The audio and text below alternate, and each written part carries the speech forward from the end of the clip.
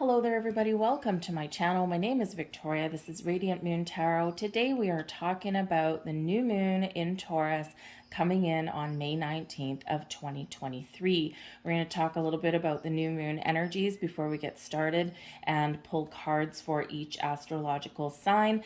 And we're going to have all of your timestamps down below so you can see where this new moon is coming in, what's being highlighted for you at this time.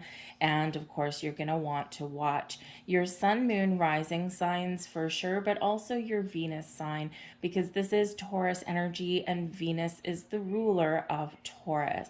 So watch your Venus rising sign too. Now, all of this information is available, if you don't already know, by pulling your birth chart. There's a number of free resources out there on the internet to do that.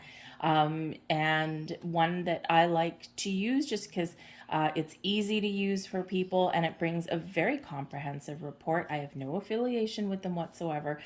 Is Cafe Astrology. They have some numerology reports and things like that too. So go there and get your, I forget what they call it.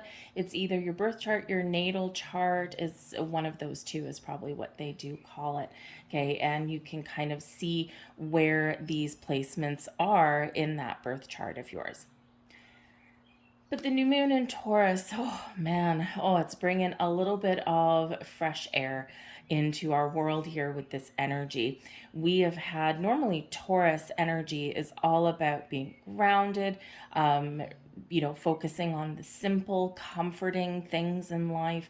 Taurus energy brings us a focus on the pleasures that, and the comforts that we want in our world, right? The things that bring us beauty and joy, and this brings harmony into our world as well, right? And, it's all about these wonderful things that make us feel warm and fuzzy. And we've had Mercury retrograde for the majority of this Taurus season. Plus, we've had eclipses coming in, and it's been a little bit of a rocky path so far. So things are kind of settling down a little bit here with this new moon. We're going to feel a little bit more grounded. We're going to feel a little bit more comfortable in this energy. And yes, there's still stuff going on in the skies. The next few months are going to be pretty busy up in with the planetary aspects, but we're going to focus today on this new moon energy, bringing us in a fresh start, a new beginning, or a different way to look at things, because we can get clarity with this new moon. So this is called a seasonal black moon with this one. So what this means is this is the third out of 4 new moons in a season, and usually we only get 3. So this can bring in a little bit of extra magic or a little bit of extra clarity or cleansing into our world with this. Some people call this the new strawberry moon, and I'm not much of a gardener, to be quite honest with you. I've recently managed to keep some houseplants alive, but I just get busy. But this may be, I'm not sure if I don't think strawberries come into season, but this might be planting season for them, right? Lots of opportunity to plant things in your gardens right about now, and that's one way you can connect with this Taurus energy is to connect with the earth, and is to plant a garden or bring the outside inside, right? Bring in some house plants to brighten up your space, to cleanse your air, and to bring in some wonderful energy into your world. All right, so we should be getting a little bit more chill vibes with this new moon, and you're really encouraged to manifest some goals, to set some intentions. Taurus is the first fixed sign of the zodiac, and Taurus therefore tends to lay the foundation, lay the groundwork of what is to come. Okay, so so this can be, about you laying the groundwork to make more money. We're very focused on our resources right now. Maybe you want to learn a new skill, and again, something to connect with the earth possibly. Maybe you want to learn to cook. Maybe you want to learn to grow your own vegetables so that you can have some wonderful, a plentiful abundance of homegrown food that's in your home. And once you learn how to grow some vegetables, man, it's the gift that keeps on giving. I just go to my parents' house. My sister grows grows those. She borrows my parents' backyard, and they're old, they don't care, and it's someone to keep up the groundwork, right? But once you do start pulling out those veggies from the backyard or the fruits from the backyard, it's really quite it's really quite amazing how much we can get from just such a little bit of effort. Okay, and going forward, connecting with the earth and growing our own food is probably going to be really good for us. So this can be a wonderful way to connect with this new moon energy and with this Taurus energy. All right, so set those intentions, make a wish. All right, focus on your resources, the things that bring you pleasure and joy. Set those intentions for your future and tap into this magic that we've got. And don't forget, Venus is the planet of love, abundance. This brings us relationships and harmony into our world. Some of you might be meeting new people, making new friends, or restoring the status quo in a relationship. Some of you are planning a bit of an adventure to have more fun. Okay, so embrace that energy. We're going to get into your readings for each specific sign and where this moon is landing in your astrological houses. And again, if you don't know, just go online somewhere and get a free birth chart. Some resources are better than others. The one I already mentioned is very comprehensive, and a lot of people do tend to like it. Again, I have no affiliation. It's just I have experience with that one. So there you go. So let's get right into your readings. We're going to start with Aries. All of your timestamps are going to be down below, so it's easy for you to navigate and jump back and forth. Once again, watch your sun, moon, rising, and your Venus signs, because they're all going to bring about a little bit of a different energy towards you. Okay, so here we go. We're starting with Aries. Timestamps down below. Have a wonderful, magical, blessed new moon, and I will see you guys in a bit. Hello, Aries. Welcome to your new moon in Taurus reading. Now, you guys might have a little bit of magic and blessings in regards to your money, your resources, your income. Perhaps you are just trying to balance your budget right about now, right? Because Venus can help bring us balance and harmony into our world.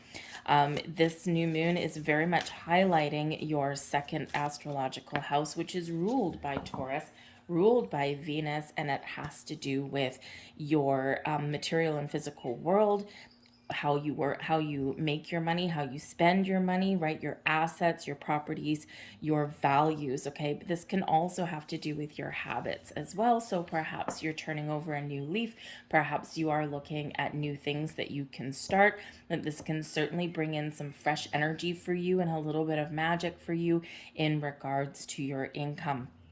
So you could be starting a new job.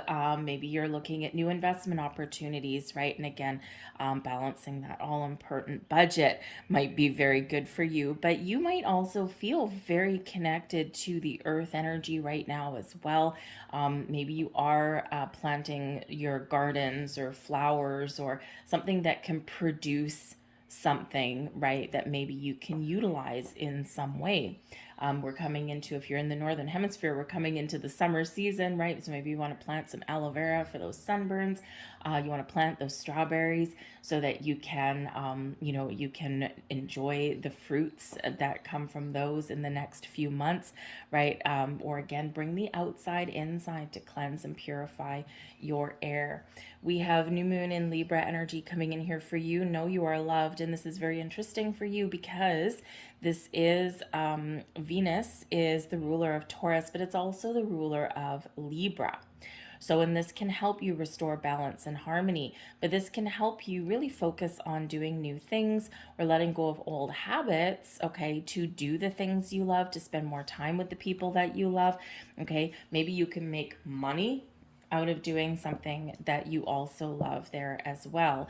Okay, so focus on those partnerships and focus on your relationships with money. But this energy does bring in, a little bit of, how should we say, a little bit of confirmation or support, knowing to make sure that you know that you are loved, supported, and guided. Okay, and maybe you are looking at you know, the relationships that you do have around you, right? Are you feeling like you have a good support system? Are you feeling as though, you know, you're on the same page with somebody about money? Is your workplace a good, healthy environment? Or are you looking to make a change? Because when we're not in harmony with our, you know, the things that we do, the people that are around us, and are the environments that we spend a lot of time in, right? It's not sustainable, right? It's not a good thing for the long term. So you might be looking at all of that, and where is the love and the balance and the harmony in my world? Am I working in the right kind of company for myself? Do I have the right kind of job? Am I making enough money? Right? So this is bringing you in a new, fresh energy and really focused on the things that do make you feel good, the things that are bringing you balance, and the things that are rewarding for you on multiple levels. We have the Chariot, the Judgment card, and the King of Swords. So the Chariot can sometimes really be that reminder that in order to move forward, we need to get ourselves in alignment. So you might be trying to make some decisions right now. And once you make those decisions, once you really assess your situation and get clear, okay, this is where you can set those intentions, okay, to move yourself forward, because the Chariot is Cancerian energy, but the Chariot does bring victory and success because we've got our ducks in a row, because we've taken action, because we've taken initiative, because we know what we want. It's when our inside matches our outside, right? Our yin and our yang are aligned, and our spiritual selves, our intentions, match our physical actions, right? And this really does get us going really, really fast. So there might be something that you really want to do, and there's something that you might want to pursue. And this is showing you first, you got to get really clear on what it is that you want, what's good, what's not, what do you want to change, what do you want to initiate, and then you need to take the action to get things done. And the Chariot really speaks to your confidence, your drive, determination, and your willpower, right? So whether you're leaving things behind or whether you're just getting started. But the Judgment card coming in here will certainly help you to gain more clarity and insight into your life, right? The Judgment card can be a bit of an awakening, and the new moon, this can bring in some spiritual energy for you, okay? But it can also really highlight some things in your world, right? The Judgment card is where something comes to light, right? Something has to be examined. The truth needs to be seen, right? We need to shine a spotlight, right, on something there, and then we make a decision, right? We're clearing the path on our way forward. All right. So expect some insights, some epiphanies, expect maybe something to come out of the blue. Sometimes that happens when the Judgment card comes in, and it's usually a little bit of self-realization that comes in too, right? It's like that aha moment, like, oh my goodness, I've been doing this, or oh my goodness, yes, I've been stuck in my comfort zone. Okay. And the Chariot card will absolutely help you get out of a rut, right? Get out of your comfort zone and propel yourself forward in some way. Okay. But both of these can certainly bring in this sense of direction, right? This sense of clarity. I know what I want. I know where I need to go. I know what I need to release because it's been holding me back, right? And in the second house, this can have to do with your habits, okay, and your values, right? And so some of you have been going through a period of profound change, and your values aren't the same as they were anymore, right? The things that you want out of your life, the things that you want to surround yourselves with, right? You may have been evolving to a certain direction. So this is where you get that big aha moment to figure things out. But I feel here that your path forward is being cleared, and this is mostly within you, but there may also be things around you. The Judgment card can bring in second chances. It can also bring forgiveness, healing, and letting go, right? So, you know, you might have a second chance on something. Maybe you are going to give something a second try. But whatever it is, the King of Swords is here bringing you clarity and a sense of purpose. This is that logical way of thinking so that you can make a decision. I've got the information, I've got the knowledge, I've got everything that I need to make an informed decision, and this is where we're going. Okay, so you might be thinking about something, contemplating about something, perhaps with the King of Swords. You may be seeking out some advice or some wisdom from somebody, but this does bring about this very crystal clear, logical way of thinking about things, and very much a sense of I'm taking charge, I'm taking control. I'm not going to let anything hold me back or keep me down, and I'm going to break free, right? Step away from any negativity. I'm going to step away from any fears and worries and doubts, right? Because this is all very much a freeing kind of energy for you, and it can be very exciting. But the King of Swords can represent that there might be an incredibly important conversation that you may have as sometime around this new moon. Now, this can strictly just be you and the power of your intentions, right? Clear, you know what you want to attract into your life, you've got this clear sense of direction, and boom, there you are in that King of Swords, taking charge and really speaking your truth, speaking your mind into the universe, and trusting that things are going to work out for you.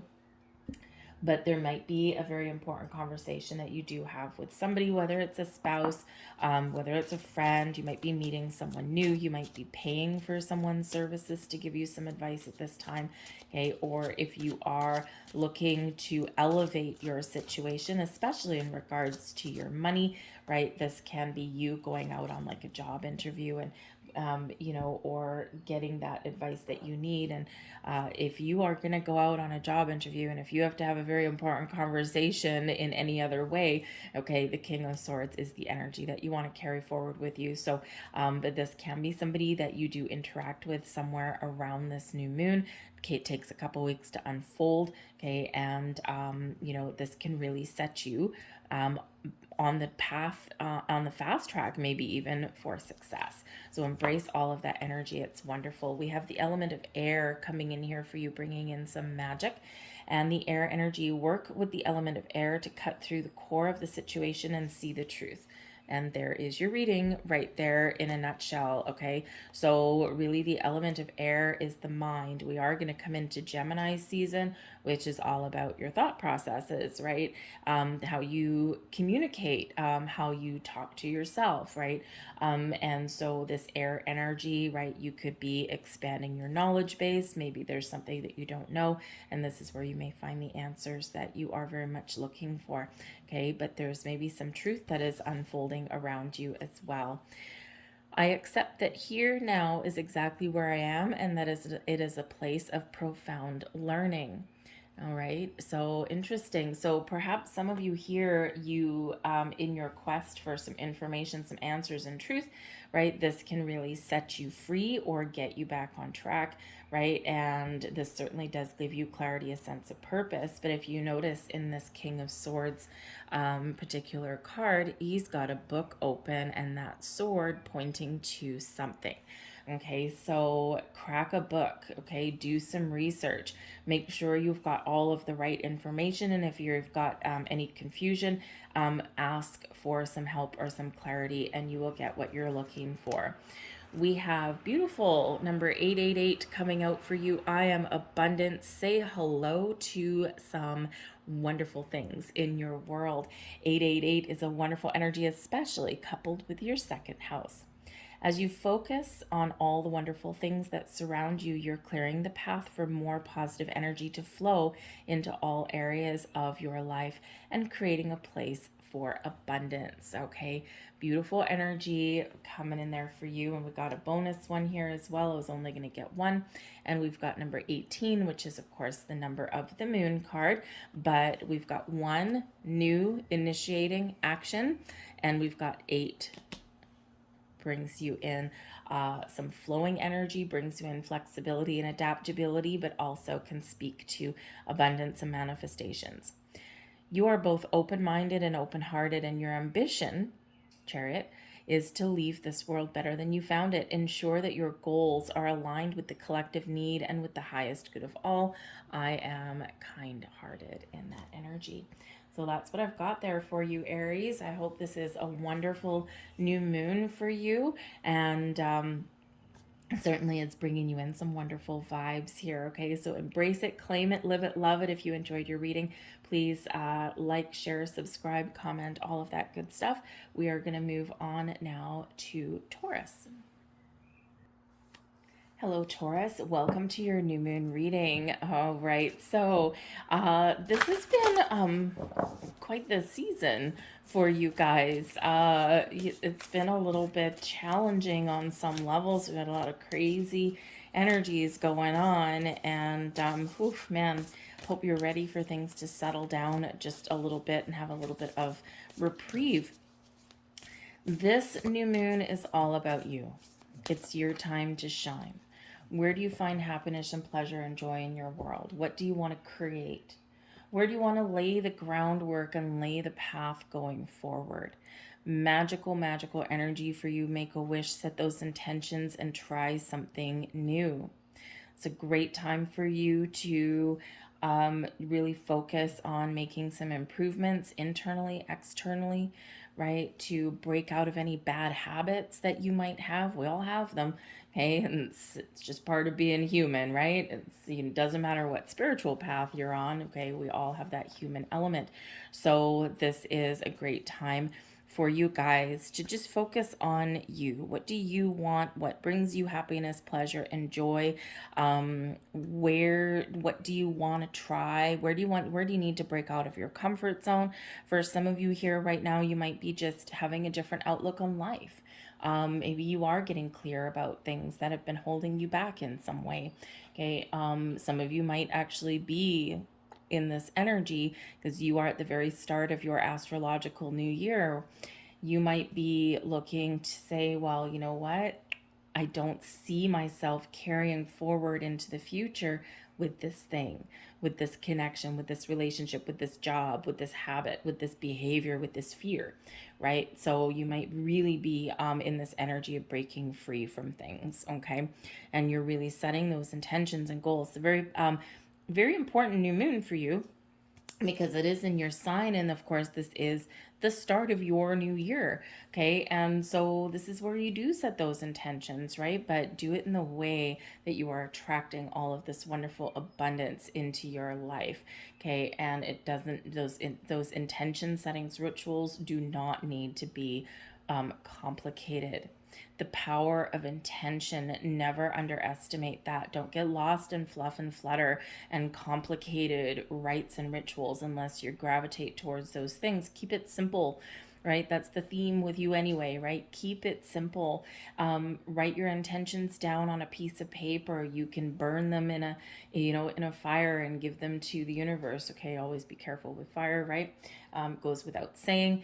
You can simply light a candle and stare into the candle and connect with the spirit energy and just state your intentions out loud. It doesn't have to be really complicated in that energy. So keep it short and simple, and that will actually hold a lot more magic and power than trying to follow some complicated ritual if that's something that you're not used to doing. So some of you may have some Aries in your chart. Now this keeps happening for you guys. And I think, I forget who the last one was that I did. It was this week. I think it was your weekly reading. And I think the first card that I pulled out for you guys in your weeklies was the same as Aries. And in this case here, you've got the same as Aries too. So very interesting. You might have a heavy Aries placement in your chart somewhere. Perhaps it's your sun, moon, rising, or Venus sign. But there's just something there, some connection. So maybe some of you have a birthday that's like right on the cusp or something, or there's an important person in your life maybe that has that influence. But there may be a message over there for you, or we'll just say that sometimes spirit works in interesting ways. We've got new moon in Libra energy. Know you are loved, right? So focus on the things or the people that bring you pleasure, that bring you joy, that initiate this love energy in your life, okay? This is an energy reminding you that you are always supported and guided and protected in your journey, especially in your spiritual path. Okay, you got a lot of spiritual soul tribe up there giving you that little warm hug and putting their arm over your shoulder and holding your hand and picking you up when you feel like you're down. So that's that. And of course, this is your ruler is Venus, and Venus is also the ruler of Libra. Okay, bringing balance and harmony into your life, right? Those things that really do give you pleasure. Some of you might be changing your appearance at this time. Maybe you're getting a new haircut or a new wardrobe, or, you know, again, maybe starting some new practices or applying some knowledge and wisdom. Okay, so focus on you, the things that make you happy, and welcome some new energies into your life. Okay, get out there, meet new people, try new things, connect with the earth, right? And you know, try and find some different sources of comfort, okay, in your world there. All right. Bottom of the deck, we've got the Three of Cups. So number one, some of you could be having some good news coming in, but the Three of Cups is about socializing with the people that bring you happiness and joy. This is about letting go of your worries and doubts and fears, even if just for an afternoon. Okay, go out to happy hour.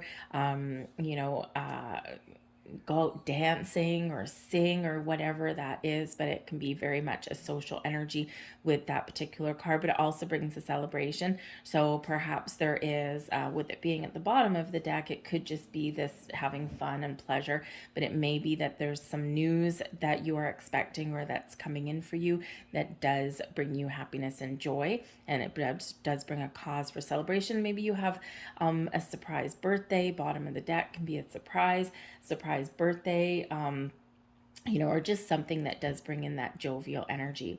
But we've got the Knight of Pentacles, Six of Wands, and Two of Pentacles. So this is pretty great energy for you, Taurus. Okay, so really embrace this. The Knight of Pentacles can be your quest for something better, right? The knights are always on a quest. They always have a goal, a destination in mind, and the knights in the upright are always successful. So the Knight of Pentacles can just be your energy here where it's to slow things down. It's been busy. It's been crazy, right? So slow things down, take your time, take one day at a time, and, you know, just enjoy some of the finer things in life, or enjoy the moment, right? Count your blessings. But the Knight of Pentacles can also be some good news coming in, or maybe this is you setting your intentions, right, for that manifestations that you want. But of course, the Pentacles can represent your material world, your money, your resources, can also represent some knowledge that's here for you as well. So this is a great time to expand your horizons, to take steps forward, to set intentions, okay, and to manifest something into your physical world. Some of you may actually have some good news coming in the next couple of weeks or so, and this can be something that you've been waiting for, because this the Knight of Pentacles is a painfully slow energy sometimes, right? So this, when we're setting intentions, we have to set those intentions, plant our seeds, right? And then trust that, yes, even though things may take a while, okay, things will eventually come to fruition. Just like a plant in the garden, you plant a seed, it takes a while for things to pop out of the earth, and then to grow leaves, and then to, you know, produce whatever it is that they produce, right? It takes time. And so this energy is that I've set my seeds, I've planted my seeds, I've set my intentions, and now I'm trusting and I'm being very patient and open. But I think some of you might be getting something right around now. Okay, it can be just before the new moon, it can be like within a couple of weeks after, but I think something may come in for you that is a cause for celebration. Okay, something that is rewarding for you on some level. It could be money, it could just be this confidence boost, right? It can be just that you get something done and you reap the rewards. But whatever it is, right, we've got the Six of Wands coming in here, showing that you've overcome obstacles and challenges and whatever life throws in your path. And the Six of Wands puts you in the spotlight. This is an energy of being celebrated or being honored for something, being recognized for your efforts or for things that you've brought to the table. And this does certainly bring you a bit of a confidence boost here, right? The Six of Wands is a celebration. And so, number one, this is a reminder for you to celebrate your accomplishments, right? Spend some time, take some time out, and really focus on you, right? Do something fun, do something interesting, even if it's just for an afternoon. Okay, it doesn't have to cost any money, right? You can be frugal in that energy as well.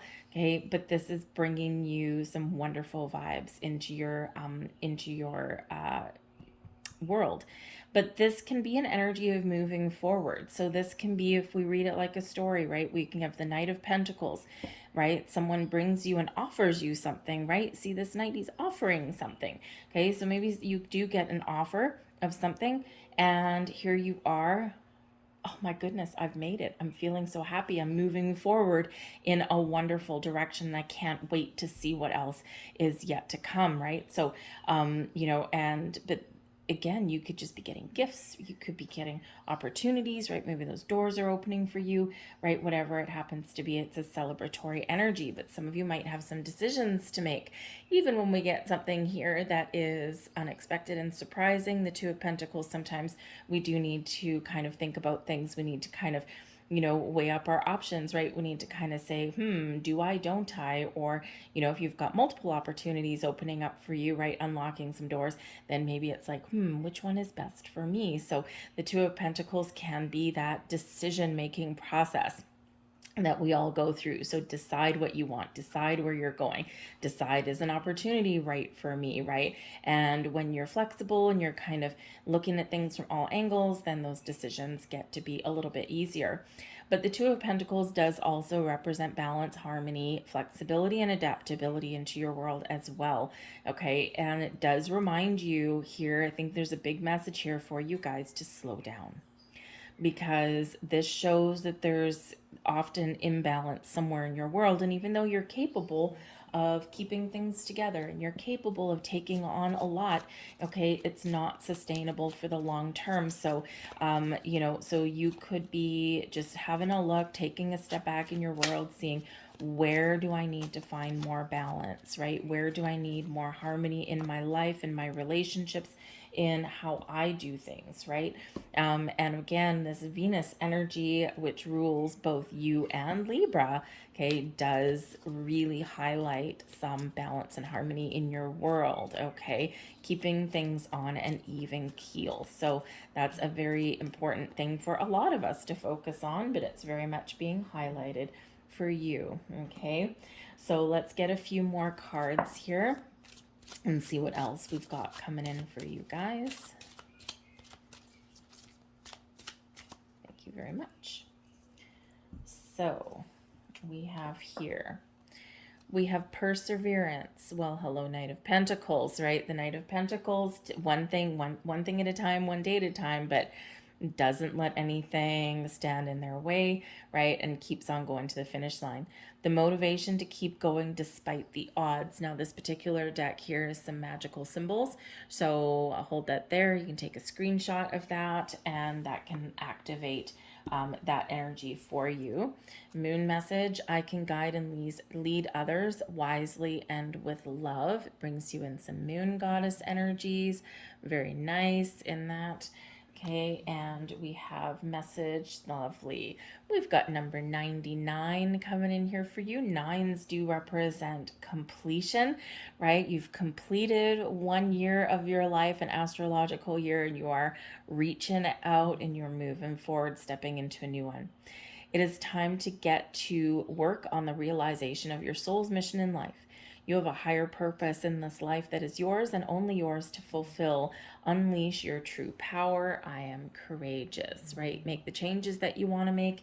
go in the direction that you want to go in, right? Really focus on you and your purpose and the things that you want, and you will succeed, right? It's a very wonderful energy that's there for you guys. So I'm going to leave that there for you. I hope there was something here for you.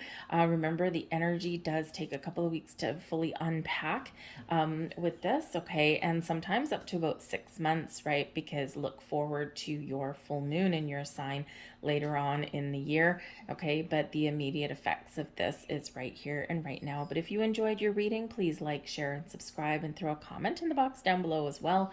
What is going on for you?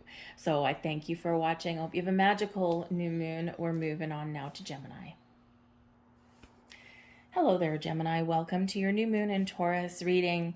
Some of you may be wanting to squirrel yourselves away a little bit at this time. This new moon is landing in your 12th astrological house, and it is the last house on the wheel, right? And we are about to step into Gemini season. So your birthdays are coming up. Happy birthday, by the way. And quite often when we do kind of have this turning point for you, because you're about to have your astrological new year, this can be where we do get a little bit reflective, okay? And the 12th house does have to do with endings, right? With finality to things, right? Also has to do with your dreams. Maybe you want to escape from the world a little bit in this, right? Just kind of remove yourself from the hustle and bustle. The 12th house can bring in some very spiritual energy, so you might be experiencing a little bit of an awakening at this time. Pay attention to your dreams at this time as well, okay? And you just might I don't know, I just kind of get the feeling that you kind of are just extracting yourself, going into hermit mode just for a short period of time, just to think about what it is you want out of life, what is working for you. You're probably reflecting on the last year and where have I come, how far have I come, what have I resolved, what have I put off, right? And so you could be really wanting to take a little bit of initiative in this around this new moon, but probably after a period of seclusion. So you might be finding yourself getting lost in a dream world at this time as well. Okay, the 12th house ruled by Neptune. And of course, this is your house anyway, right? So this can, it's not your house, actually. I should say that's Pisces. So anyway, but this can really have to do with your dreams, all right? Some of you might actually have Pisces in your chart. I don't even know why Pisces even jumped into the vocabulary right about now. So maybe you do have Pisces in your chart somewhere, but it is a dreamy kind of energy. And actually, Pisces does rule the 12th house, so that's probably why. But anyways, so it's a great time for you to set some new intentions, to reflect upon the past year, and to see, where do I want to go? What do I want to start? What do I want to change? And, where do I want my dreams to take me? Okay, this can be a clearing out of karmic debts as well, okay? You've finished some karmic cycle, you're done, you're healed, you're moving forward, and you are cutting off that energy, and you've got a fresh start here as well. But you may get some very important spiritual downloads right about this time. Pay attention to your dream signs, symbols, synchronicities in your world, and the 12th house can also have to do with secrets. So maybe you are doing something secretively, or maybe there's a secret that comes to light. We have Aquarian energy, reflect on your priorities. Pretty much exactly what we just said. Aquarian energy does bring you the energy of the future. Keeping an open mind, being willing to try new things, and expanding your horizons. And of course, we've got Pluto in Aquarius. Pluto's just going retrograde, and will land back up into Capricorn for a short while. But right now, we do still have Pluto in Aquarius, the power to change, the power to do something different for your future. So really reflect on what it is that you want. And we've got, this is funny, we've got leave the past behind with Capricorn energy coming in here for you. So out with the old, in with the new. The past is done and gone. Okay, you are looking to the future. Some of you are needing to make some changes or make some very important decisions. Others of you, you're just looking forward. You're not looking backwards, right? You're carrying the lessons and the wisdom that you've learned, okay? But you are just, I feel like you're a little bit bright-eyed and bushy-tailed about the way forward. All right, so let's see what else we've got here. The Chariot, beautiful. We've got the Four of Cups, and we've got the Seven of Cups bringing you your dreamy energy. We do have the Tower at the bottom of the deck, releasing anything that is holding you back. Okay, the Tower brings in something sudden, unexpected. So again, there might be something that comes to light for you. The Tower can represent surprises, can represent secrets coming to light, like a revelation. It can also bring in clarity. So maybe there's something that happens that kind of spurs you into action or gives you a clear sense of direction, or something is released from your world, right? That you don't want to carry forward with you. So it's a big turning point for you guys, and a big clearing the path to a sense of a new direction, or a sense that things are getting better for you. But we do have the Chariot coming in here for you. Love the Chariot card, right? It's Cancerian energy, but the Chariot is really about making a decision, having a clear sense of direction, and then getting her done. Okay, this brings in your energy of confidence, drive, passion, determination. The Chariot represents your willpower to get things done, right? Your goals are within reach when we get the Chariot card, but first you need to decide, right? What do I want? Because if you're not in alignment, you've got this energy pulling you in every single direction, okay? And we can only get that Chariot moving when we are in alignment, when our spiritual self matches our physical self, when our yin is open and receptive and our yang is ready to go, right? When everything is in alignment there, that is where we propel ourselves forward. So some of you are looking to make some bold moves. Maybe you're looking to change your job. Maybe you're looking to go on an adventure, right? You could be going on an adventure at this time. Like, I'm going to have more fun in my life, right? Or I'm going to do things that are exciting for me in my life going forward, right? And whatever it is that you decide to be good for you, and you will succeed at that, okay? But the Chariot card also represents, it's a card of destiny. And with this being your 12th house, okay, there's something here that maybe you're meant to experience. And this can be a realization that something that you have been experiencing has been written in the stars. Like, yep, it's been part of my path, my destiny. But this can also be you gaining a sense of clarity and direction that is part of your chosen path forward, right? It's like your destiny might be revealed to you at this time, especially if you're in your 12th house and you are doing some meditation or some reflection there, right? You might be figuring something out. But the path forward, you are on track, okay? You're exactly where you're meant to be, even if you don't feel it. Four of Cups, okay? Four of Cups can be quite an emotional card.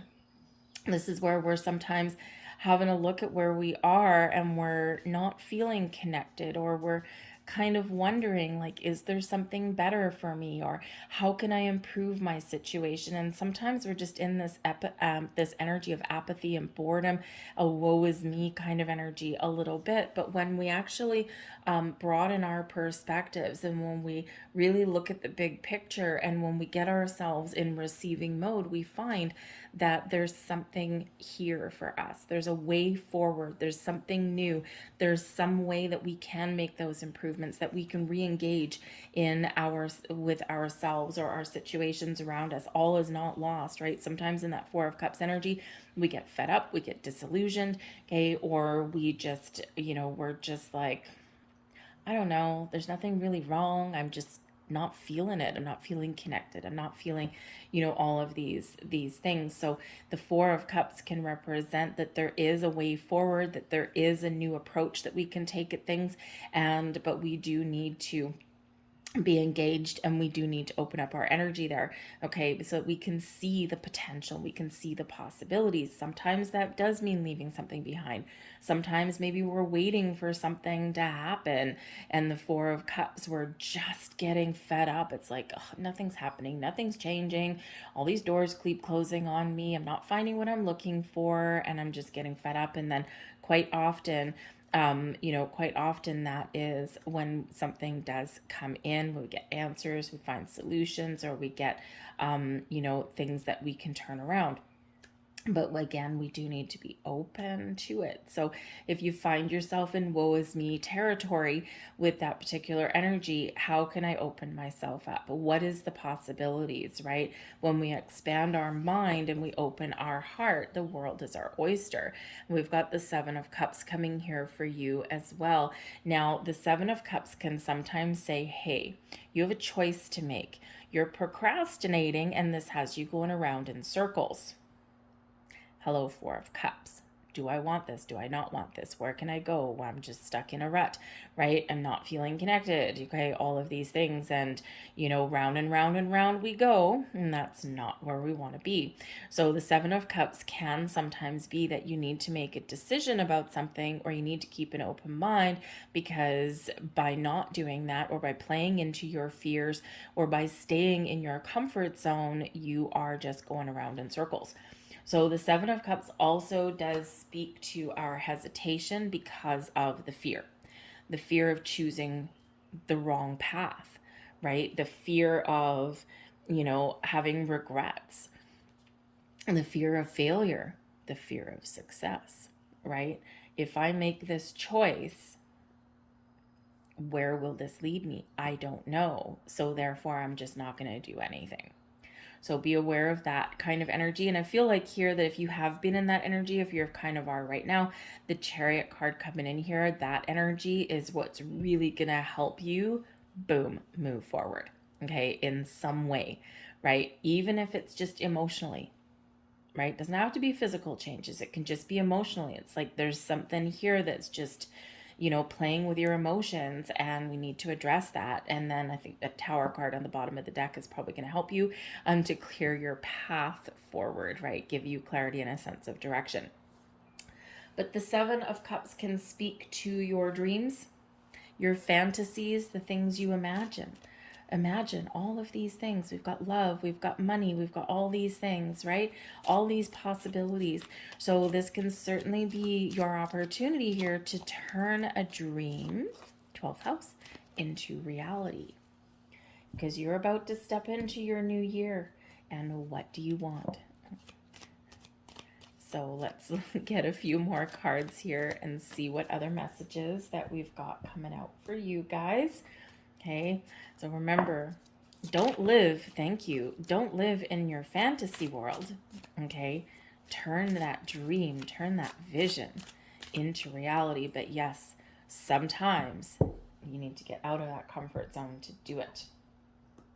So we've got magical symbols here for you. Beautiful one. Okay, that is the magical activation symbol for the festival. Creates an energetic blueprint for a fantastic party or event. Okay, so it can bring in some celebration for you. There is your next message. I know myself deeply and find myself worthy. Okay, you are abundant, you are successful, you are loved, you are supported. All of those things, right? Plus more. And we have number 66 coming out here for you as an angel number. I am positive. Yes, yes, yes.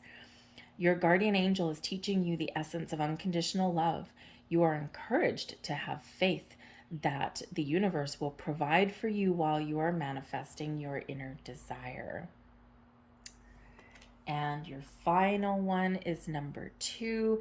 Twos have to do with decisions. Hello. Okay. Twos also bring balance and harmony into your world. 2 is also the number of the High Priestess, right? Reminding you that you have all of the wisdom and the knowledge and experience that you need to make the right decisions for yourself. But I am diplomatic. You have great talent for finding solutions. Your intuitive and unbiased nature allow you to see all sides of any situation and advise others towards the most fair and beneficial outcome. I am diplomatic. I'm going to leave that there for you, Gemini. I hope there was something here that did speak to you in some way. And if you did enjoy your reading, please like, share, subscribe, leave a comment down below, all of that stuff that actually helps get this video seen by other people. It's how the algorithm works. The more user interaction there is, the more it does get out there. But I hope you have a wonderful and magical new moon. Don't forget to set some intentions, right? Look to your horizons. What fantasy, what dream, what vision do you want to turn into reality? Because now is your time to get that started and to get moving forward. So thank you, Gemini. I will now move on to Cancer. Hello there, Cancer. Welcome to your new moon in Taurus reading. This is probably going to have you a little bit focused on your future. This is your 11th house that's being activated here, ruled by Uranus and Aquarius. Aquarius, of course, is where we have Pluto right now, although he's going retrograde a little bit. So this is really bringing you your personal power. Aquarius energy is all about your community, okay, the people that are around you, your social connections. You're also about your future, your wishes, right? Where do you want yourself to be? Okay, what do you want to change? Uranus can be a little bit of a destabilizing energy, but with a purpose, right? So bringing you the power to make change, the power to really improve your circumstances, or even to let things go. So it's a very futuristic kind of energy for you. Really, you might be focusing on very much your connections with people. And as we grow, as we evolve, as we get older, as our priorities change, okay, as we experience life, we quite often do find that we are either forming deeper bonds with people that we know in our lives, or sometimes we find ourselves drifting away.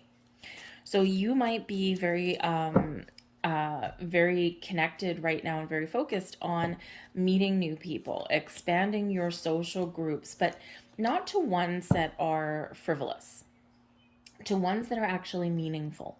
So maybe you're connecting with new spiritual groups, or maybe you have a hobby that you enjoy or that you want to learn, and you might be connecting with people in that way, whether it's online or whether it's actually like in person, right? Oh, lo and behold, we have make personal connections these days, right? So you might be really expanding your horizons that way. You might find yourself advocating for yourself or others at this time as well, because that's what Aquarian energy brings. If there's something in your world that is unjust and unfair, you might be coming to someone's aid, or perhaps you're taking a new approach with this new moon energy and you are standing up for yourself in some way. Maybe you're just feeling a little bit more confident, maybe feeling a little bit more bold and brave. Okay, but the 11th house does speak to your wishes and your sense of freedom.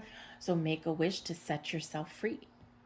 Okay, what do you want to manifest? What are your goals? What are your intentions? What do you want to improve? Okay, where do you want some magic and sparkle in your life? Okay, but your sense of liberty here as well is what is keeping you tied down. Is there bad habits, patterns, and behaviors that you've got that you really want to break free from? Now is a great time to do that, to free yourself, right? Where are people putting pressure on you? And this is freeing yourself from the need to please other people, right? And, you don't have to live up to anyone else's expectations, only yours. So find that freedom, personal freedom, emotional freedom, okay? Liberty and justice for all comes in with the 11th house, all right? So we've got new moon and Aries energy here. Go for it, okay? What do you want to do? This is your time for action, okay? This is your time to get something started, to initiate something here, and this is the path forward is clear, right? This is like the big old green light. What are you passionate about? What do you want to create? What do you want to improve? Okay. the world is your oyster, right? It's all open for you right now. Everything's on the table. Just get her done. Break out of procrastinating energy, break out of your comfort zone.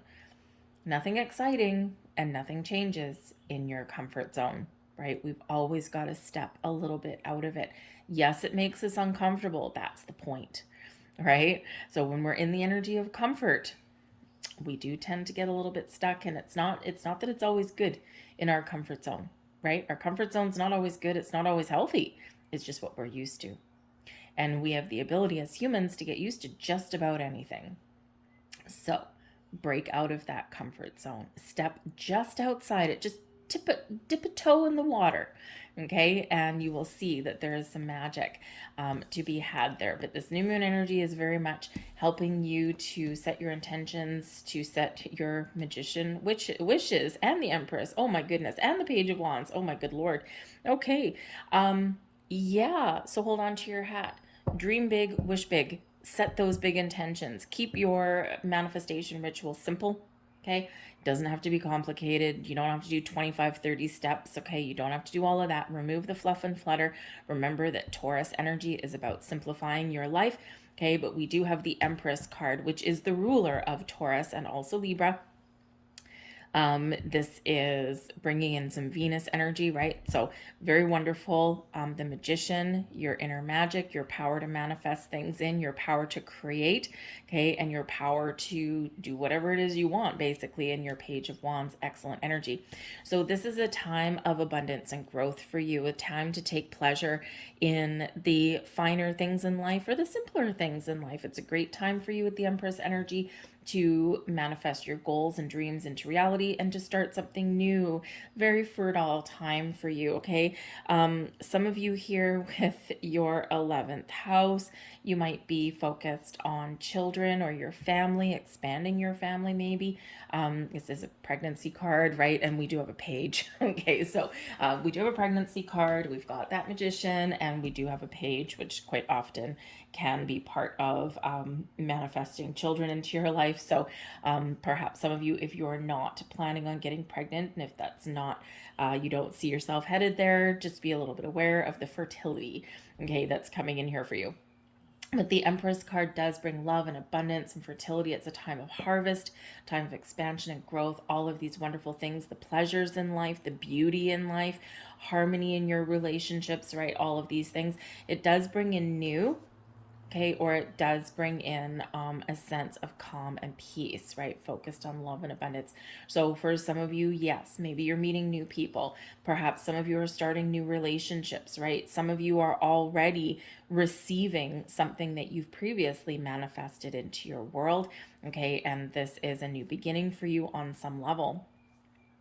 But this can also, again, bring about growth and expansion in your existing world in some way. It's a wonderful energy connected with the earth, your resources, okay, and all of these beauties and pleasures in your life. And your magician energy here, yes, manifest away. People, remember, as above, so below, okay? If it's in the stars, if it's in the energy that is all around you, you can turn this into your reality. You can manifest something into your physical world, okay? But remember, your thoughts become things. Your visions become your reality.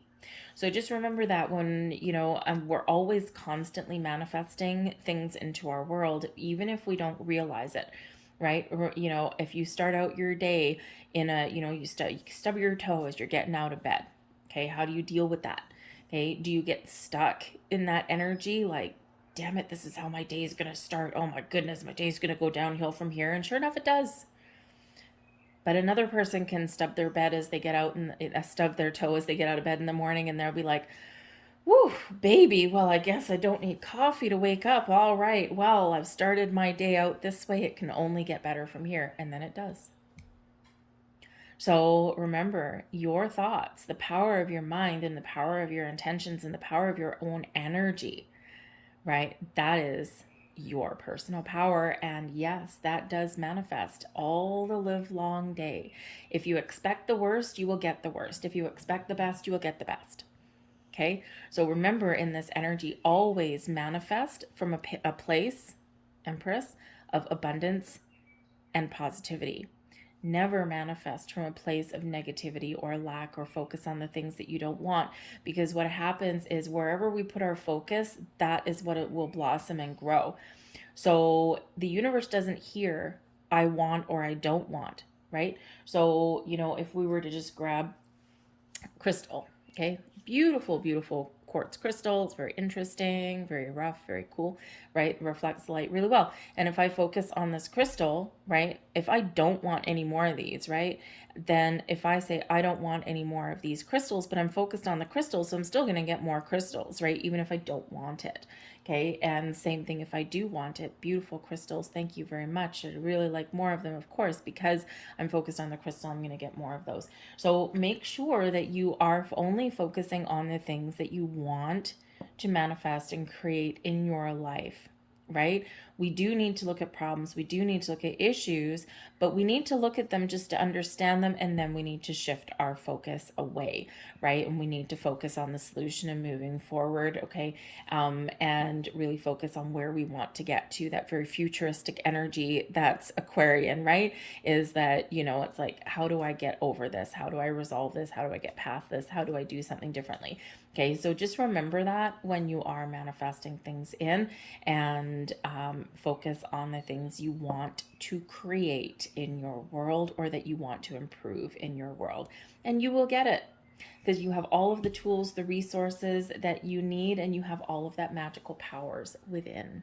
We have the Page of Wands here as well. So some of you could absolutely be manifesting a new job, a new adventure, a new home, something, okay? The Page of Wands can also bring you in some good news. So again, within the next couple of weeks, some of you might actually have something coming in from your previous manifestation, something that you have already set your intentions for. This could be a very exciting time for you, because the Page of Wands can bring in some really exciting news, but it also represents the new sense of direction, okay, or taking an alternate approach at something. It is about expanding your horizons. The Page of Wands, always up for adventure, always up for fun and pleasure and joy, always up for trying new things, right? So this can just be the energy that you're embracing, right? You're looking forward and you're like, woohoo, where are we going?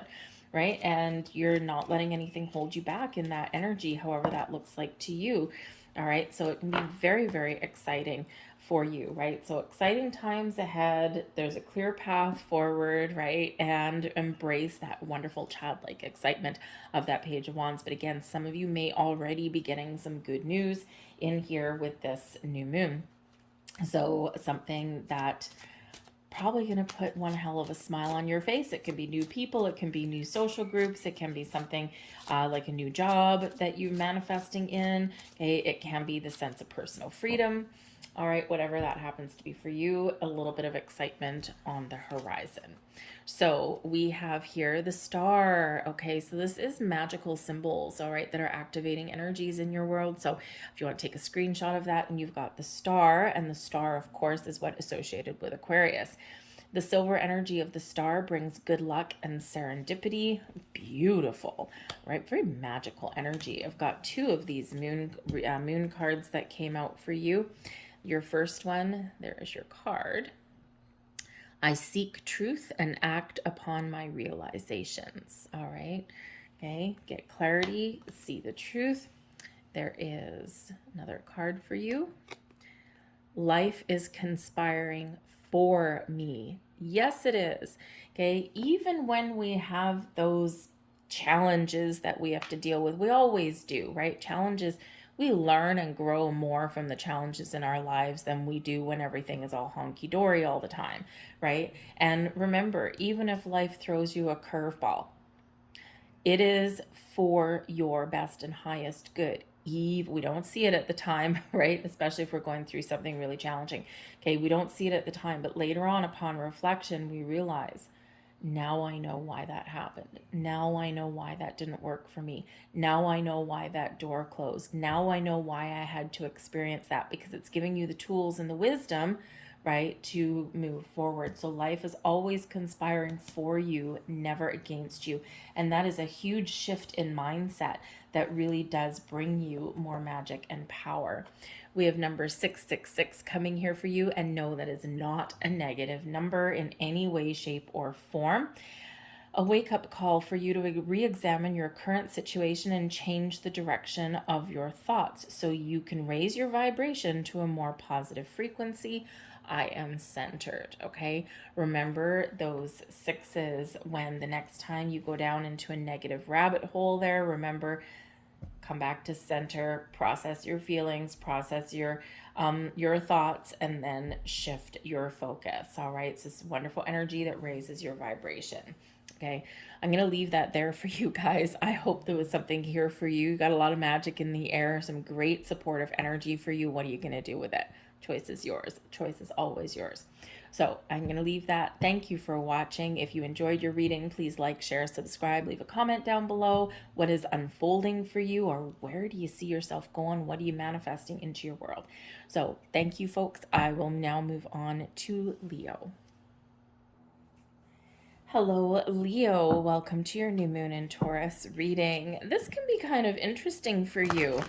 Some of you are perhaps going to get rewarded or honored or recognized for something that you have accomplished, or you're stepping into alignment with the opportunity to use your past accomplishments to elevate your situation in some way, especially with your career status.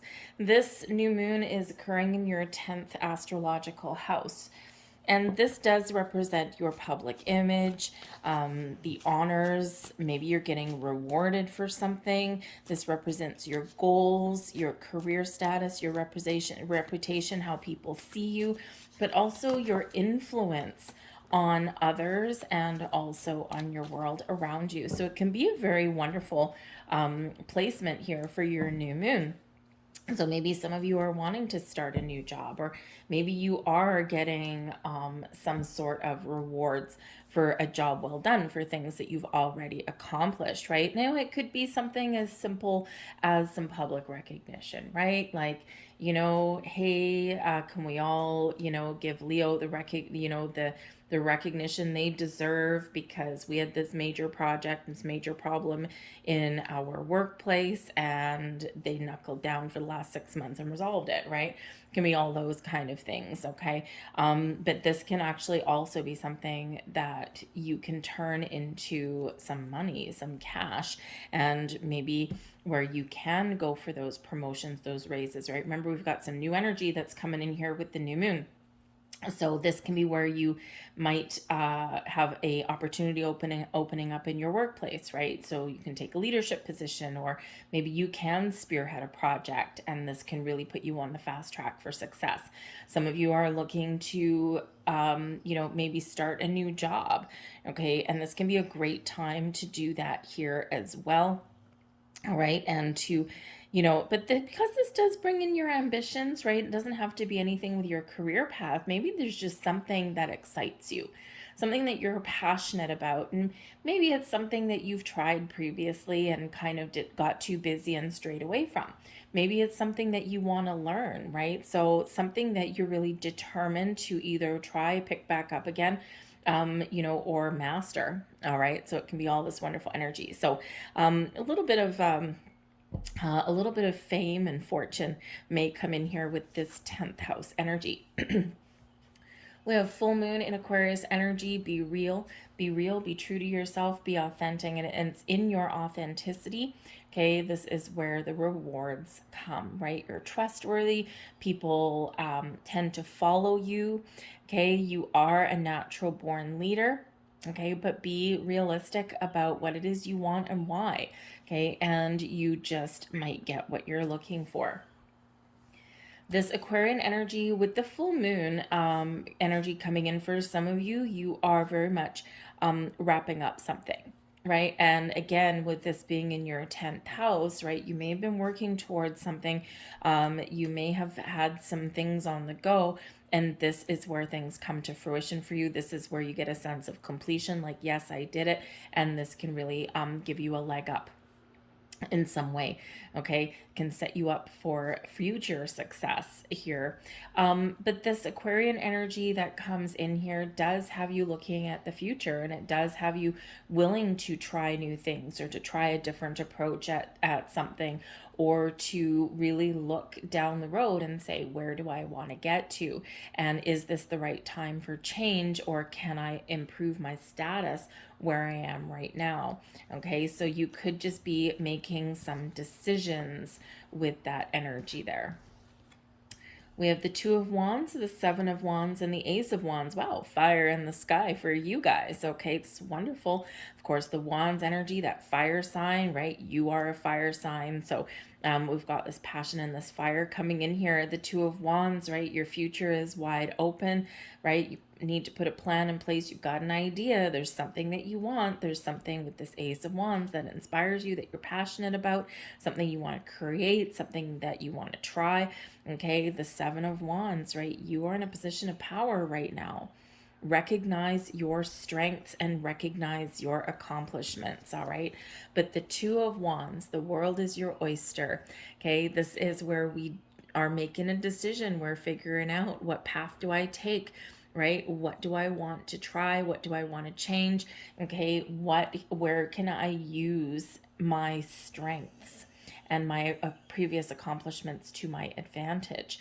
Okay, so it's a little bit, Two of Wands can sometimes be a little bit of a dreaming of the possibilities kind of energy, right? It's like, first I've got this idea, I've got something that's inspiring me, I've got something that I'm really excited about, and now you're kind of dreaming about the possibilities, right?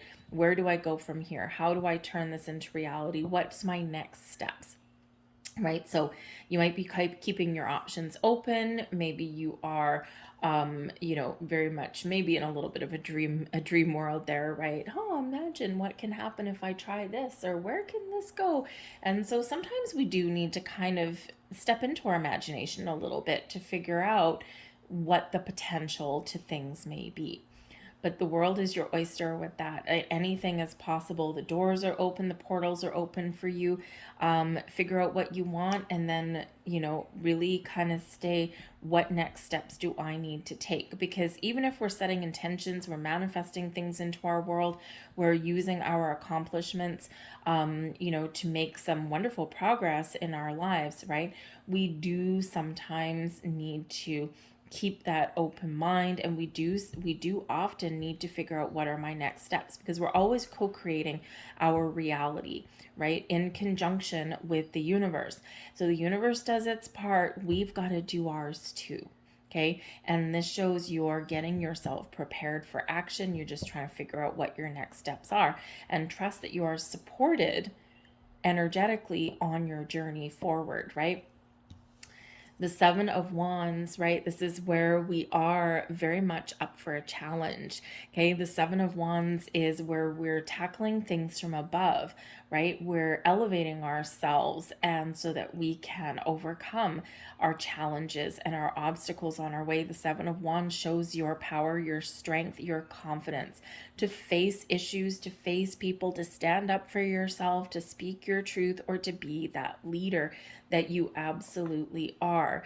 Okay, but the Seven of Wands reminds you here, though, that to get what it is that you want, you might need to advocate for yourself.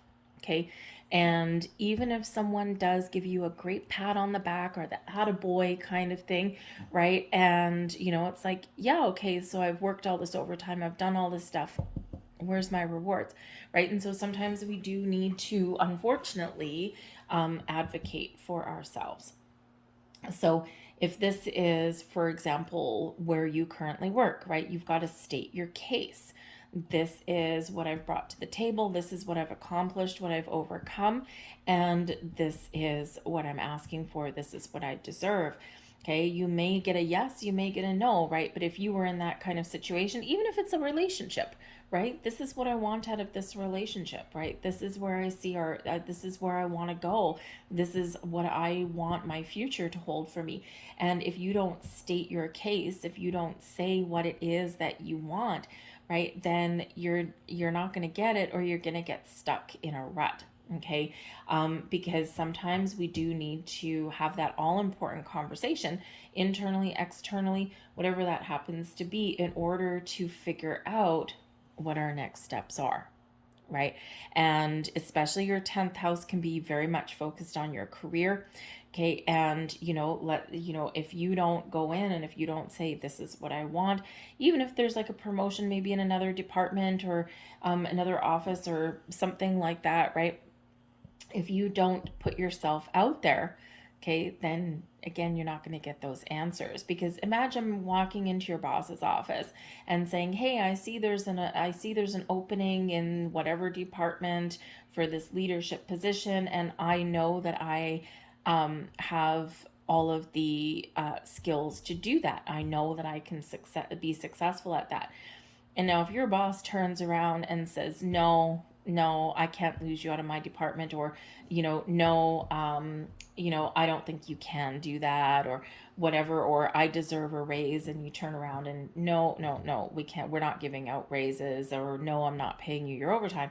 If you're advocating for yourself and you're in that position of strength, okay, and your answers are no, that gives you your sense of direction.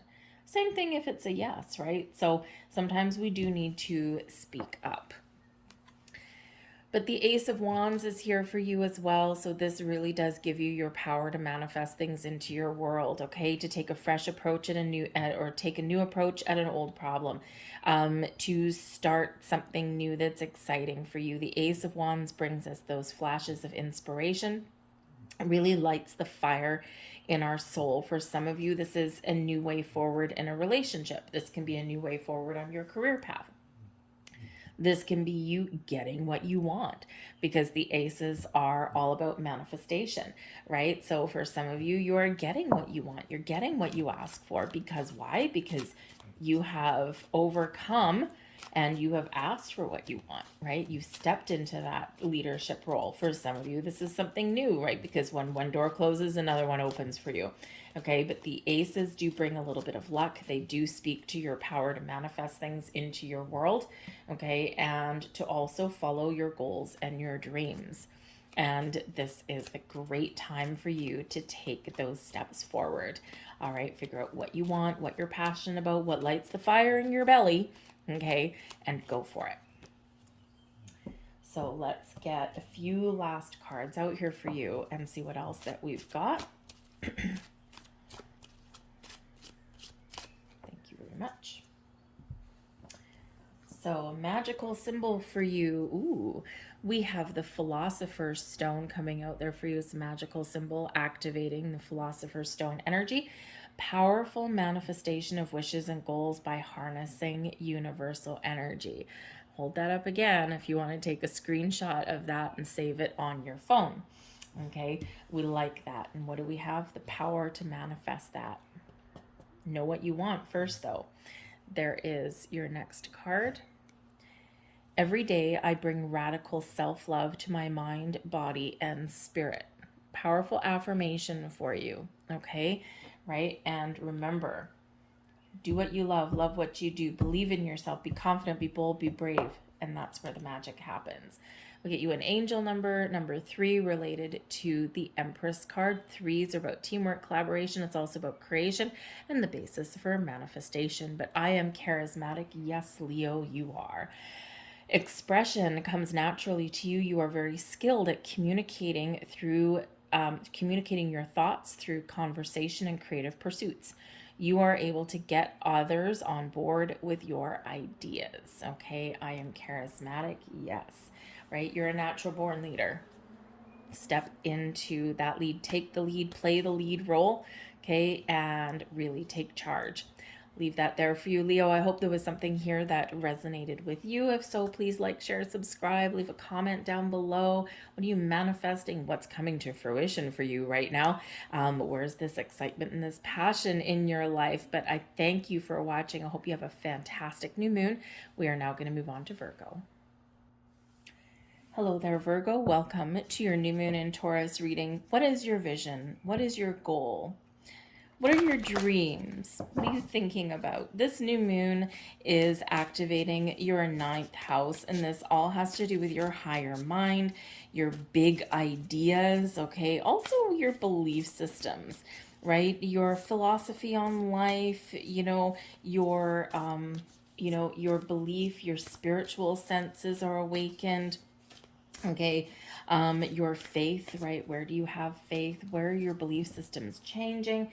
Some of you might be having some big ideas that you want to turn into reality right now. Okay, dream big, think big, and wish big.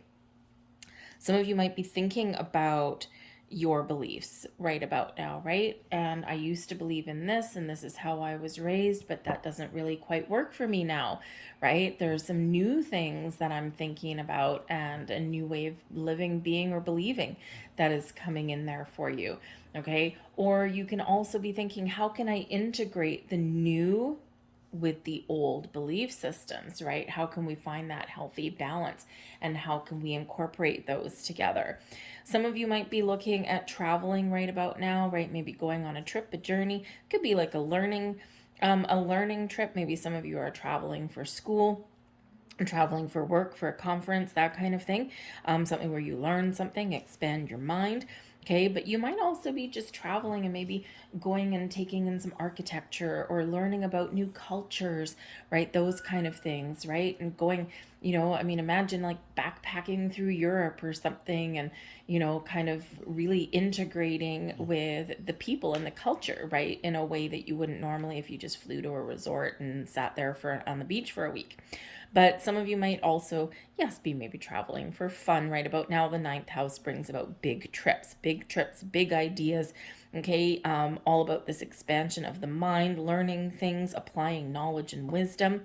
Okay, the ninth house is ruled by Jupiter and also Sagittarian energies. So it's filled with a lot of passion and excitement, but Jupiter expands things, right? Where do you need to break free out of your comfort zone? Where do you want to try new things, right? What are you learning and how do you apply your newly acquired knowledge to things, right? So all of this wonderful thing, your mind might be going a mile a minute. In this energy as well. Okay. Write some things down. This can be a great time for you because the ninth house can have to do with like publishing, like writing, that kind of thing. Maybe you are, starting a blog. Maybe you're starting a web page, okay? Or maybe you're gonna, start writing a journal. Maybe some of you are really into the arts in such that you want to be like an author of something. Even if your story never gets published, maybe you put down, some short stories, right? Or maybe you want to start a novel, right? That kind of thing. Writing and seeing things written down, maybe even getting them published might be in the cards for you here as well. So all this wonderful energy, very cerebral, but also very philosophical and its energy here as well. All right, we do have Capricorn energy coming in here. Unleash your kindest self. So yes, number one, be kind to yourself, be kind to others. Okay, this can be about, because the ninth house, you can be reflecting a little bit, especially with your belief systems, what you believe in, your faiths, your values, your morals, that kind of thing. And sometimes when we're in this energy, it's like we sometimes are really hard on ourselves for the things that we've done, okay, in our past. And, we are leaving the past behind, right? We're starting new, we're looking out into the future. And, sometimes we do, make ourselves feel guilty, or we do carry shame, right? And regrets and all that kind of stuff. So don't beat yourself up for things that you may have, that you may feel that you've made mistakes on, okay, or the things that you've done wrong, or those things that maybe you do regret, right? Don't beat yourself up for those. You're human. We all have that shadow side, right? And we all do need to experience those things. So be kind to yourself, okay? Be nice. Be nice to yourself, please. Okay, treat yourself nicely, right? And remember that we're all human. We all have a different path. We all have a different experience, and it's not the things that you've experienced or the things that you've gone through, whether you're proud of them or not. Okay, it's all about the experience and all about the learning. We quite often learn more from the negative experiences in our lives, or those challenges in our lives, or those things that we wish we hadn't done or said.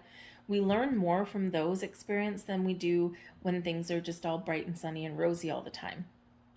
Through adversity, we really do get a lot of personal power, right? And it's usually upon reflection.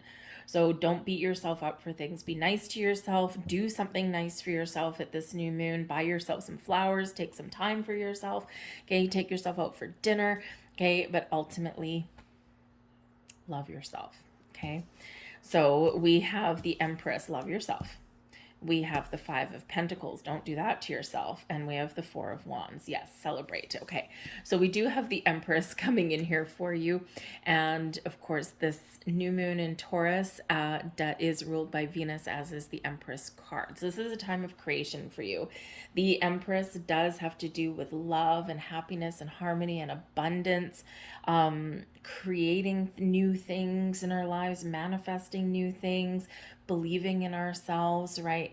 Being connected with the earth. It's a time of growth, expansion, and harvest in your world, right? But ultimately, when we do get that Empress card, right, remember number one, self-love, self-care. Take care of yourself. Be nice to yourself.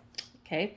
We all deserve a little bit of love, kindness in our lives, even if we have to do that for ourselves. All right. But the Empress card does bring about love and pleasures and beauty in our world, but it can also show this is a very fertile time for you to start new things, to have those adventures, to manifest things in your lives, right? To create the life that you want. But be very careful, because we do have the Five of Pentacles coming in here for you as well, and we need to make a very conscious effort to shift our focus. The Five of Pentacles is very much an energy of feeling left out in the cold, of feeling as though there's nothing here for me. There's no opportunities. There's no doors. I can't see my way forward. I can't see the light at the end of the tunnel. And in actual fact, there is help and resources that are available, but we sometimes need to look at things differently. We need to take a different approach. We need to look at alternate resources, because sometimes the things that we want, or the things that, the power to change, right? It's not always in front of our face.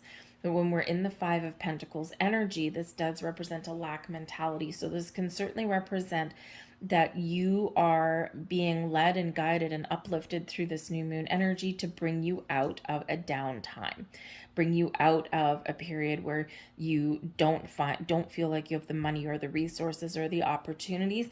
And so the Empress here is elevating you out of that energy. Okay, so be open and receptive for that love, that help, that support, that guidance, whether it comes from people or whether it comes from the energy of the universe. Because the Five of Pentacles is the focus on the things that we don't have. I don't have this. I'll never find it. I regret this. All of these things. I feel lost. I feel alone. I feel left out. Okay. I feel like everyone else has all of this wonderful magic around me, but I don't have it. Okay. So this is a time when we're coming out of that kind of energy. The Five of Pentacles can also represent that you might need to be a little bit careful with your money. Only because maybe you've been saving for something and now you are spending some money. So you're draining your bank account a little bit. Okay. This can be something that's very wonderful for you. So if you are going on a big vacation or something like that, yeah, you're probably going to deplete your bank account to go on that. But with the Four of Wands here and the Empress there, it'll be very rewarding for you. Okay. So we do sometimes need to spend money, right, to get what we want, even, and it's giving us happiness and joy, right? We're getting something out of the money that we spend. Okay. Be a little bit aware of your resources though, because the Five of Pentacles does represent a depletion of your resources. So even though we do have abundance coming into your life, right? We've got some doors opening up for you, new possibilities opening up for you. Okay. Whatever that looks like to you, right? New ways to make money, invest money, that kind of thing. Okay. Wherever there is lack in your life, trust that it's being replaced by abundance. So you might still need to be a little bit cautious with your resources at this time, but remember to be open to possibilities. But whatever your situation is, again, we are coming out of a period of cold and into some warmth and some sun with the Four of Wands, bringing us stability and security in our life, but also giving us a cause for celebration. The Four of Wands is a very happy energy. It's one where we're getting together with friends, with family. We're celebrating something in our world, right? So again, maybe you are depleting your bank account and you're spending money, but it's for a purpose, and it does really make you feel good, right? Maybe you're traveling to see some friends, right? That kind of thing, whatever that happens to be, okay? But it does give you some great vibes. Now, the Four of Wands does bring, higher level of commitment to things. Okay, so maybe something that you thought wasn't going to happen is all of a sudden going to happen. Why? Because the Empress is here supporting you, giving you the resources and the abundance that you do need, bringing the love into your life, bringing the possibilities into your life, right? And so we're coming out of that, something that you thought you weren't going to get, now you get. Okay, it can be very as simple as that. All right, but just remember to really embrace the energy of abundance and not lack, okay? Especially if you're manifesting things into your world, because the Four of Wands can very much be your wishes and your dreams coming true, okay? It is known as the 1111 card, right? Usually we've got four wands. We do have four wands. They're witches. They're holding their wands in the air. But usually we've got four wands in the ground. And this represents a strong foundation, right? A little bit of stability in our lives.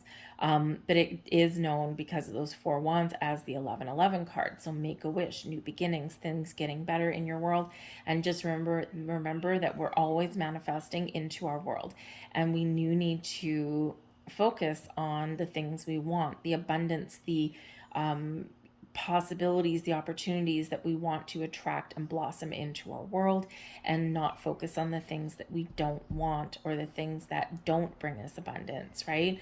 So the things that we're afraid of, right? Bills, unexpected expenses, right? Those kind of things, so always focus on abundance and never one of lack. But the 1111 card is here for you. So unleash your true potential. Okay. Live in your magic, believe in your magic and your ability to manifest, your goals, your dreams, your desires. Okay. Set your intention, set your focus, and then believe that you will achieve. Sometimes that's hard to do. All right. But you may also have supportive people around you that can help you on your journey. So this might be a great time to reach out. Thank you. To reach out to some friends or some family at this time. Okay. And, maybe even be a little bit more sociable if you're not feeling sociable. Okay. Maybe you haven't been seeing people for a while, right? So it's a great time to get out and spend some time with the people that you care about. So let's get a few more cards out here for you. Thank you very much. And see what other messages we have. We have a magical symbol coming up for you. Love this one. Take a screenshot of that one. Felix Felicitas, power symbol to create lucky serendipitous events. All right. Focus on the Empress card, okay, to bring you all kinds of exciting things. Here's your next ones. There's one. I will not remain stuck. I choose change. Boom. Out of the way of this Five of Pentacles, okay? Yes, you have the power to change. All right, there's your next message. I am magnetic to what I want. I repel what I don't want. Yes, yes, yes. And your final message, number 3, look at that, the Empress card again. 3s are all about creation. Expression comes naturally to you. You are very skilled at communicating your thoughts through conversation and creative pursuits. You are able to get others on board with your ideas. I am charismatic. Yes, and you have the power to create. All right, I'm going to leave that there for you. I hope there was something here that resonated with you on some level and you enjoyed your reading. If so, please like, share, subscribe, and leave a comment down below. That is your interaction, is how videos get seen. It's just the way the world of YouTube works. So I thank you for watching. I hope you have a magical new moon. We are now going to move on to Libra. Hello, Libra. Welcome to your new moon in Taurus reading. Oh, you guys might be making a lot of changes right now here, Libra. If you feel as though anything's out of balance in your world, anything needs to be put back on track, or maybe you need to make some important decisions, okay, you might have some changes in the wind. This new moon is occurring in your 8th astrological house ruled by Scorpio and Pluto.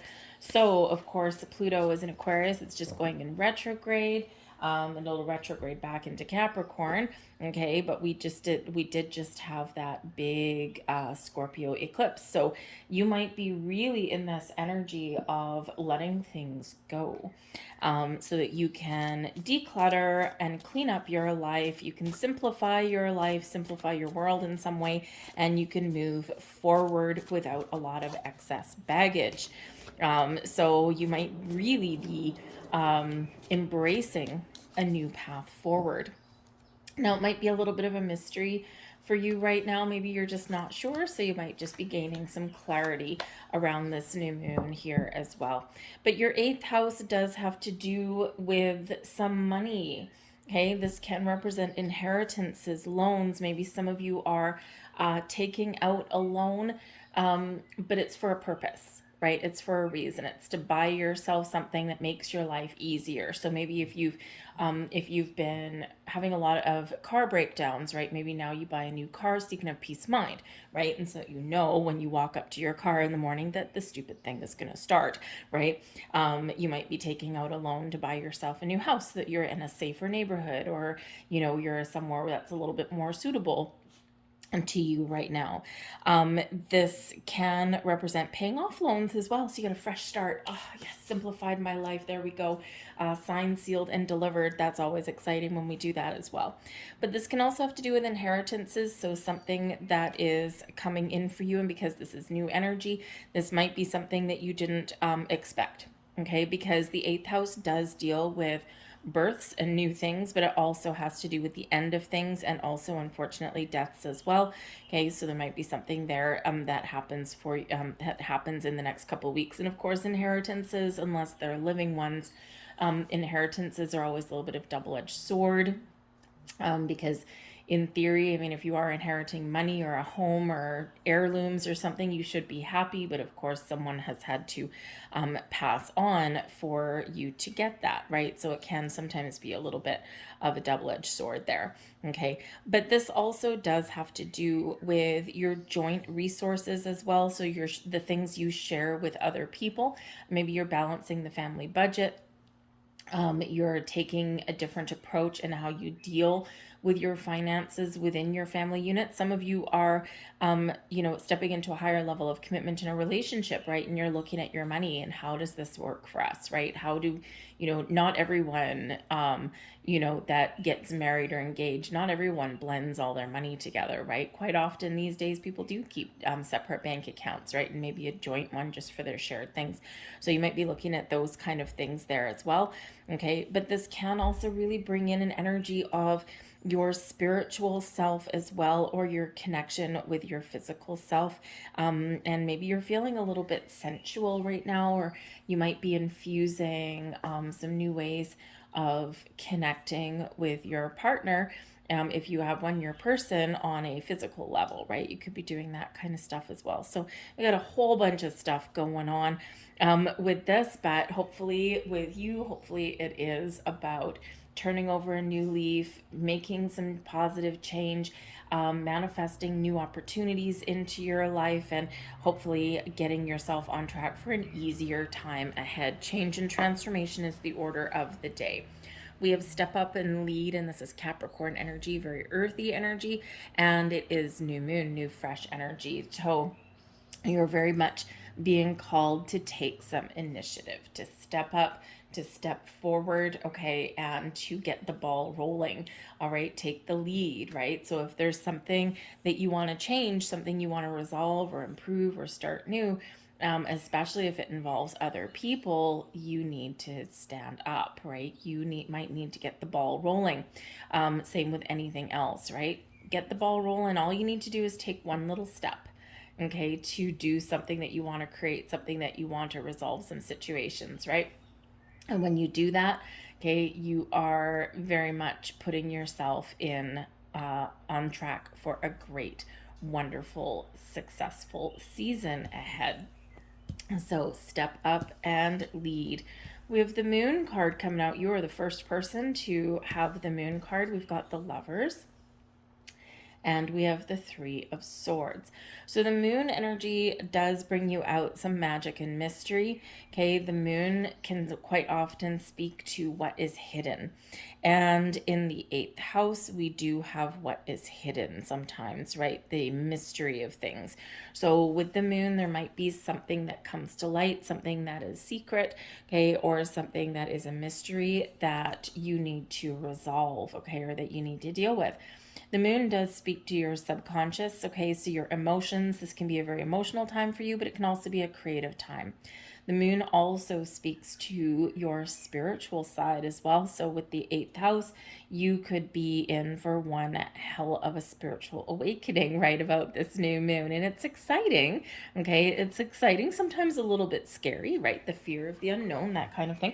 Pay very close attention to your dreams, your signs, symbols, synchronicities, all of that kind of stuff.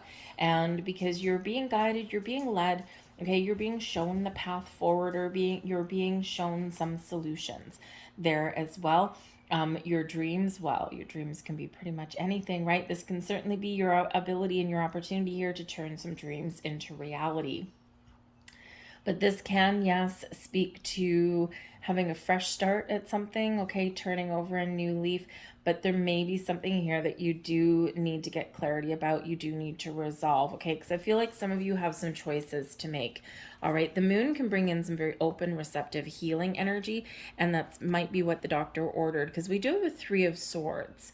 Okay, and the Three of Swords can be that energy of heartbreak, of loss, of disappointments, of things that affect us emotionally that have happened or haven't happened in our world. Okay, so there might be something here that you're working through with this moon.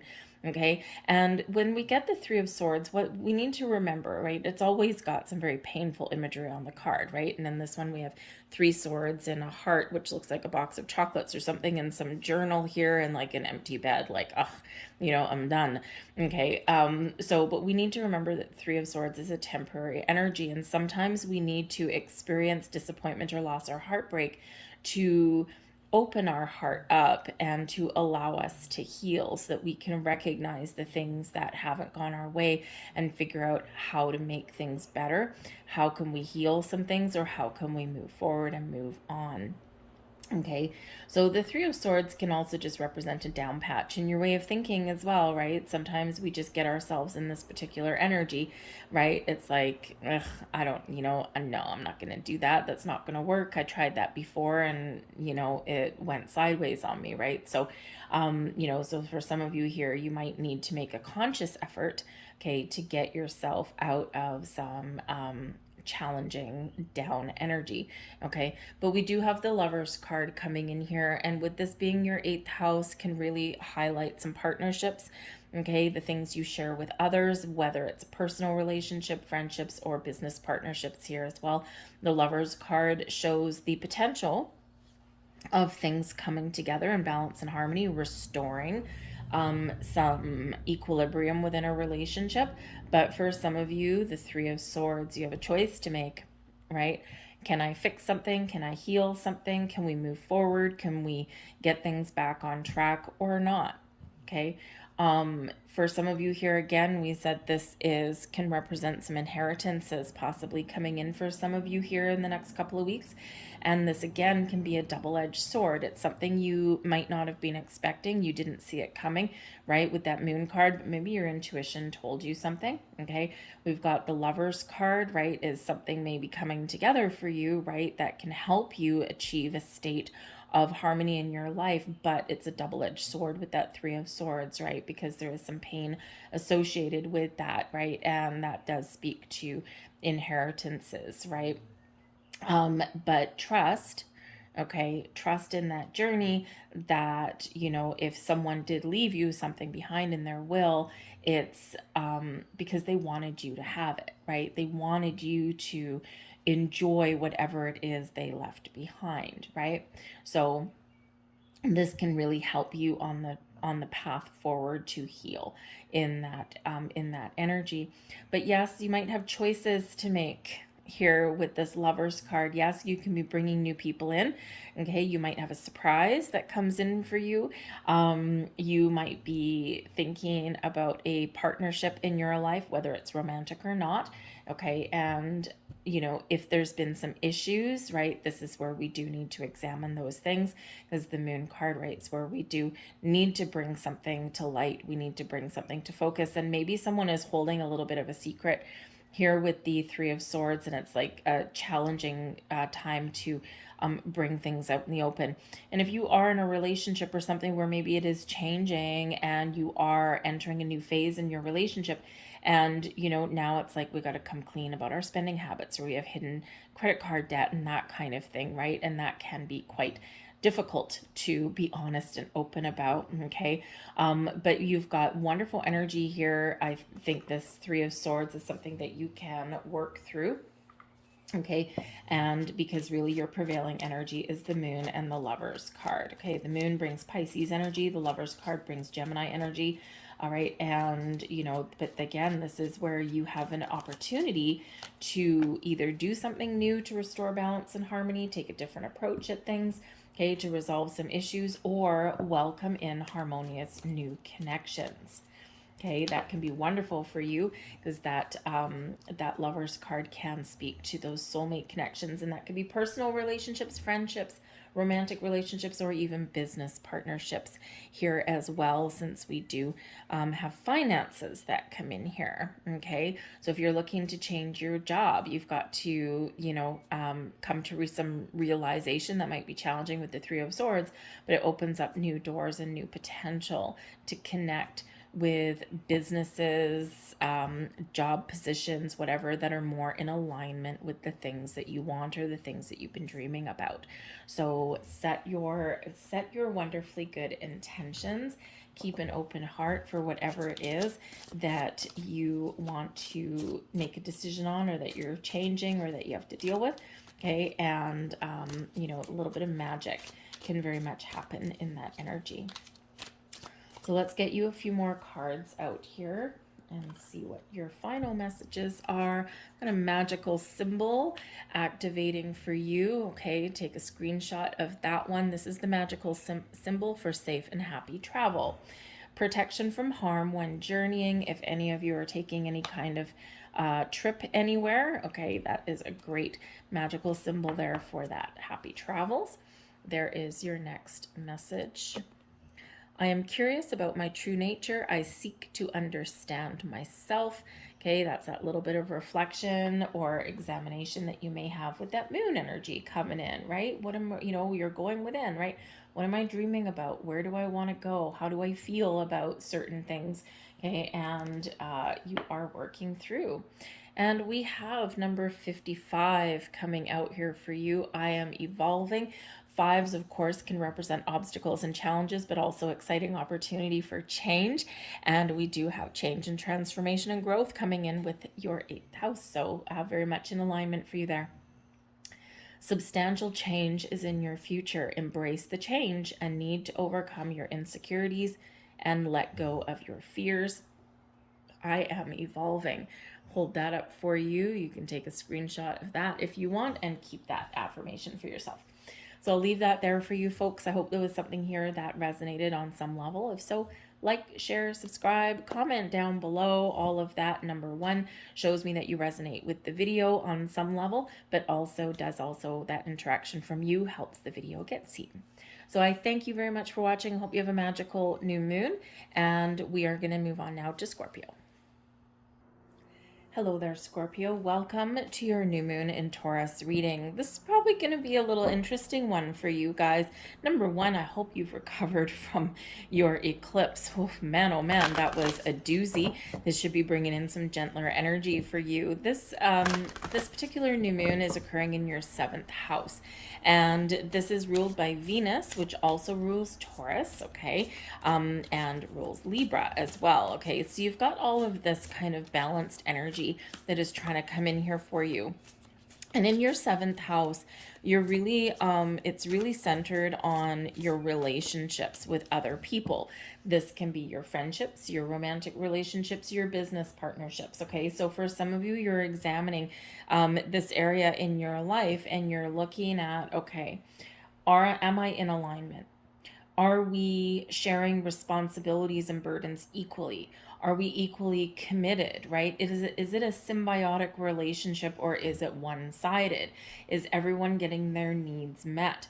And if the answers to those are no, then you might be looking to make some change. Now, maybe you're just looking to, to take a new approach at anything that's out of alignment, right? And it's like, okay, I think we can get this back on track. We just need to do this, or we need to, kind of realign ourselves and whatever.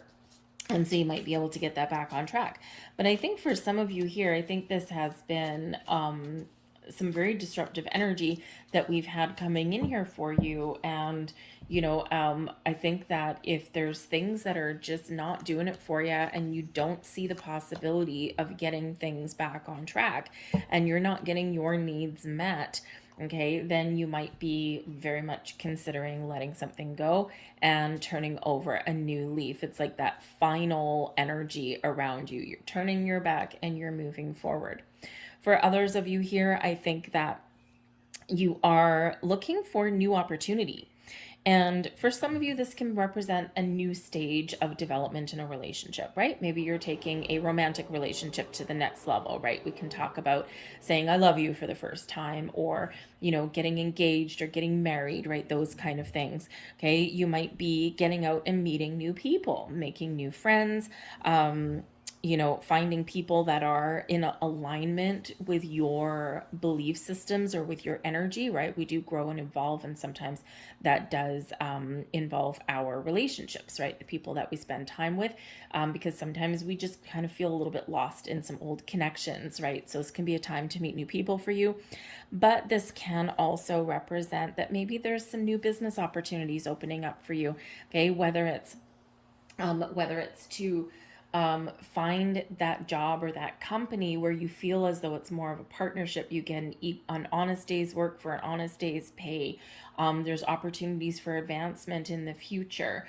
Okay, maybe even where you are right now, you might have the ability to change positions, right? To level up and to make some more money, that kind of thing, or to find a position that's in a little bit more alignment with your experience, right? And with what you want to do. Okay. But sharing is caring here, people. We are all, in this very balanced equilibrium energy that this Libran influence brings in. And your moon card that came out is Libra energy here as well. Okay. So focus on balance and harmony in your life. Where is it? Where is it not? Can you fix it? Do you need to walk away from it? And can you find something new? Okay. You may also have some contracts that you're dealing with around this new moon. Okay. And this can be contracts that you've made with, with people or with companies. There might be something new coming in. So maybe you're buying something, you might have a loan, right? You got to sign a contract for that, right? You got to sign a loan agreement for that. Always make sure Libra energy always reminds us to make sure that we've got all of the information that we need to make a balanced, fair, and wise decision, an unbiased decision. Okay. And to ask for help or assistance or someone else to look over our stuff, just to make sure that we didn't miss anything, right? Always a good idea with any kind of contracts or anything where you need to sign your name on the dotted line. Okay. But some of you might be signing some form of a contract around this time or in the next couple of weeks. But we do have Libra energy here. Keep your heart open. And yes, that's important. Okay. And we do have this double impact of Venus coming in. Okay. A lot of love in the air, a lot of abundance in the air, new beginnings, a fresh start, new horizons, that kind of thing, all of this wonderful stuff. But you need to be open. You need to be open to someone else's point of view. You need to be open to doing something new or to seeing the potential that how something can be a little bit different. Okay. that open heart is going to be your key to resolving things, or your key to success and happiness and joy. We've got the Nine of Wands, the Page of Swords, and the Ten of Cups. So you guys aren't messing around. The Nine of Wands, man, it's been a tiring journey, hasn't it? Okay, the Nine of Wands is this wounded warrior energy. It's like, man, oh man, I've been through a battle. I'm wounded. I'm scarred. Oh, I'm exhausted, but you know what? I'm just keeping on going. Nines are where we wrap things up. We see something through to completion. So maybe you're just finishing something on your journey, okay, or something does have you feeling like you've been put through the ringer, like you've been put to the test. So this is something that, you know, we're either leaving behind and it's like, yes, I'm done, I'm tired, I'm drained, I'm exhausted, I need to take some time out, okay, but I'm gonna keep persevering, I'm gonna get things back on track, right? I just need a little bit of a rest. So don't forget to replenish and recharge your energy. Okay, you're probably feeling a little bit beaten up at this time, okay? But if there is a situation in your life making you feel like that, right? And if you have a really close look at that particular card, right? That is not a I'm happy, I'm free, I'm excited energy. No, no, no. That's it. I'm on my guard. You know, I'm just waiting for the next shoe to drop kind of thing, right? So if you are in a situation with people or environments that's making you feel that way, that is where your focus is. That's what you're looking at, right? Can I resolve this? Can we make it better? Is this temporary? Does this look like it's going to be permanent? Okay. And I think here that you are open to some change, or you're open to something new, but you're getting the answers that you're looking for. You might be asking some questions. We've got the Page of Swords, and the Page of Swords can certainly represent a little bit of curiosity. Okay, it is very much an energy of being willing to learn things, being willing to communicate, to talk, to be willing to do something a little bit different, right? Very open to the new, okay? Very open to trying something a little bit different, right? But the Page of Swords is very futuristic and very focused on communication, technology, right? But also that kind of big picture thing. Very, very, quite often the Page of Swords can be very much associated with that Aquarius energy, right? Of the big picture, of the open mind, of the direct communication, but resolving things and taking a different approach at things, or just doing things a little bit outside of the norm. All right. But communication is probably going to be very much the key for you, internal communication and external communication, right? And sometimes we just need to change how we communicate to get things back on track. All right. But I feel like there's new opportunities opening up for you here as well. So whether it is an actual change in your environment, or whether it is finding something new, okay, I think you're just focused really here on what makes you happy. Okay, now for some of you with the Ten of Cups here, right, communication is the key. Talking about things, hashing things out, okay, is going to result in the Ten of Cups energy. And we love the Ten of Cups. Happy home, happy family. It's the happy ever after card. Your heart is filled with joy. All of your needs are met, okay, especially on an emotional level. All right, so for some of you here, yeah, you are resolving some things, you're feeling a little bit better, you're moving forward, and you know, you're just really embracing all of the wonderful love and laughter and joy that's in the air for you now. You're feeling a little bit more comfortable in your energy, rather than this Nine of Wands energy where it's like, I got my guard up, I'm ready for battle. Okay, it's like, no, we're done with that. Okay, whatever your situation is, and we're moving forward into something better. For some of you here, the sword can bring in an ability to detach from challenging situations, detach from old ways, and to bring about something a little bit better. And for some of you, that sword can possibly represent letting something go. Okay, because ultimately, if you are in a situation that's making you feel all beat up and on guard in that Nine of Wands, that's not sustainable for the long term, right? And it's like, nope, we're done. And those nines are about completion. So yes, some of you are using the sword from the Page of Sword to have that very all important conversation where we do let something go out of our lives. But this does bring you the Ten of Cups energy. This does bring you this sense of relief, right? Because sometimes we need to do something difficult, okay, or make those difficult decisions in order to open up our true possibilities, or in order to bring us that sigh of relief, right? Like, yes, that was hard. That was a difficult decision, but I didn't take that decision lightly. But this is part of the key to my happiness, okay? So, not always the easiest decisions to make, but I feel like here your happiness is very much important to you, okay? And your sense of peace and calm, okay? So whether it's something new, letting something go, whatever it is, I think you are very much getting things on track, or even back on track. So let's get some last messages for you. But I love the 10 of Cups, though, because it just brings you such warmth, such happiness, such joy, a lot of love in the air, a lot of positive vibes, right? And it's one of the happiest energies in the entire tarot, only trumped by the sun, okay? So let's see what we've got for you. Beautiful. We've got goddess energy coming in there. There's the magical symbol activating the goddess energy, healing feminine energy. Beautiful. Open your heart, right? Keep your heart open. There's healing coming your way, okay? And there's maybe even some good news potentially for some of you on the way as well. There is your next card, your next message. I can guide and lead others wisely and with love. There's your moon goddess again coming in there for you. And yes, you can, right? People quite often do look to you for guidance or support. Sometimes it might drive you a little bit crazy, right? But hey, you've got some sort of gift there. You've got a talent there, right? So give freely, but give wisely.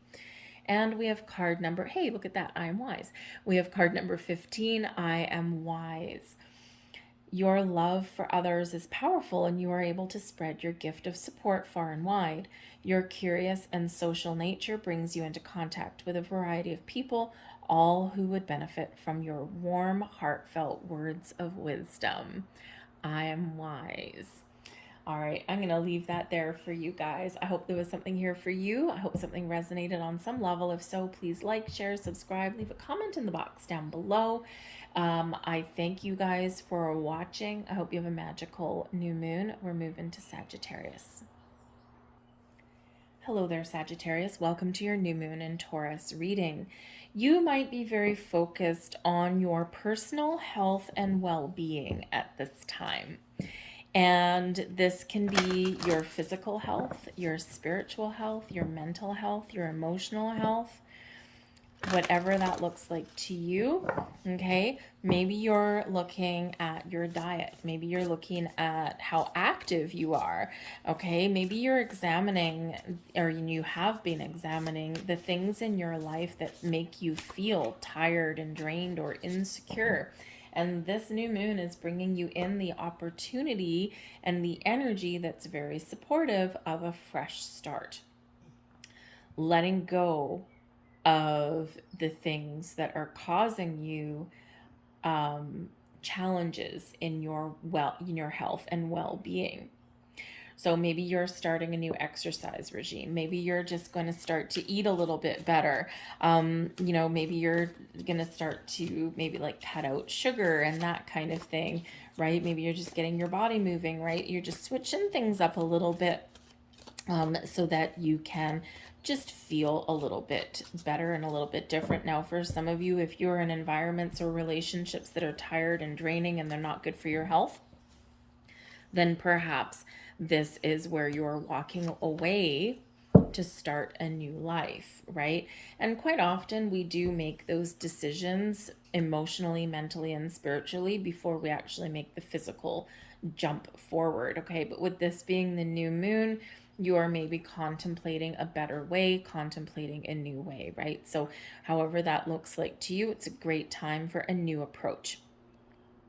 This energy can also bring about your daily routines, okay, and also pets. And with this being a new energy, maybe some of you are getting a new pet, right? And pets are very much proven to help us with our emotional, mental, and even spiritual well-being, right? And sometimes even our physical well-being as well, because if you get a dog, they need to be walked, right? So rain or shine, sleet, hail, you name it, they need to go outside, right? So that can very much have a double benefit of, number one, bringing you in some love and some comfort and some wonderful energy into your world, but also getting you out the door. Right. So, but yes, some of you might be getting a new pet around this time, or maybe you're switching up your daily routine in this energy, right? Just shaking things up a little bit, for a very positive benefit to you. We have new moon energy coming in here, all about something fresh. And this is Scorpio energy, go deeper. Okay. So really take a step back and think about, what do you need to change? What's good for you? What's not good for you? But you be really honest with yourself, to do a little bit of reflection in this energy, and then make some decisions to go further. The Scorpio energy does bring about change and transformation, growth and expansion into your world. But it can also be that energy of out with the old and in with the new. And we did just have a Scorpio eclipse, right? So this can really have shaken up your world a little bit, or maybe just kind of triggered some things into you, and you're like, yep, I need to do this, I need to do this, I'm going to do this differently, right? And now is the time when you really do make things happen. Okay, so don't be afraid to very much connect with your higher self, connect with your emotional self, your spiritual self, right? Do that little bit of a deep dive there, and trust yourself to move forward. We have the Page of Cups, the Seven of Swords, and the Ten of Swords. Okay, so yeah, some of you are very much feeling like you need to make a tough choice, like a difficult decision here, right? And with the Page of Cups, this can be opening yourself up to new experiences, to having fun, to being creative. We're very much in touch with your spiritual side, right? But this is also getting in touch with your emotional body here as well. The Page of Cups shows something new, okay, or something improving, okay, that makes you happy, that fills your heart with joy. This is an energy of wonderful health and well-being in the Page of Cups.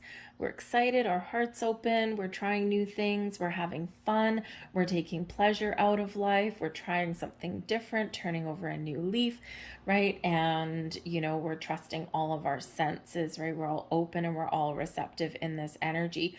But in order to get to that state, we need to deal with some stuff. Okay, and we do have the Seven of Swords and the Ten of Swords. Okay, so perhaps you are reflecting on things, right? And the Seven of Swords can be where we kind of return back to the scene of the crime kind of thing, right? Kind of revisit something here, and we think, okay, can I change this for the better? Do I have to let something go? Okay, do I need to take a new approach, or do I need to walk away, right? So you might be looking at something there, revisiting something, and thinking, well, I don't know if I can make this better or not. So you have some decisions to make there in that energy. The Seven of Swords can also represent an energy of a little bit of stealth, right? Because this is where trust comes into play.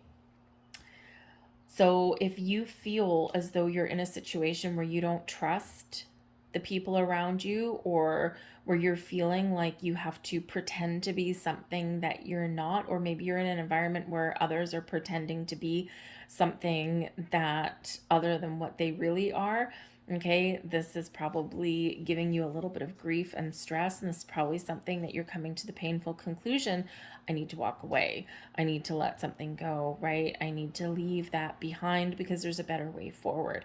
For some of you, you're clearing out some energy with this, right? You're clearing out the old way of being because you're embracing that Page of Cups. You're embracing the new.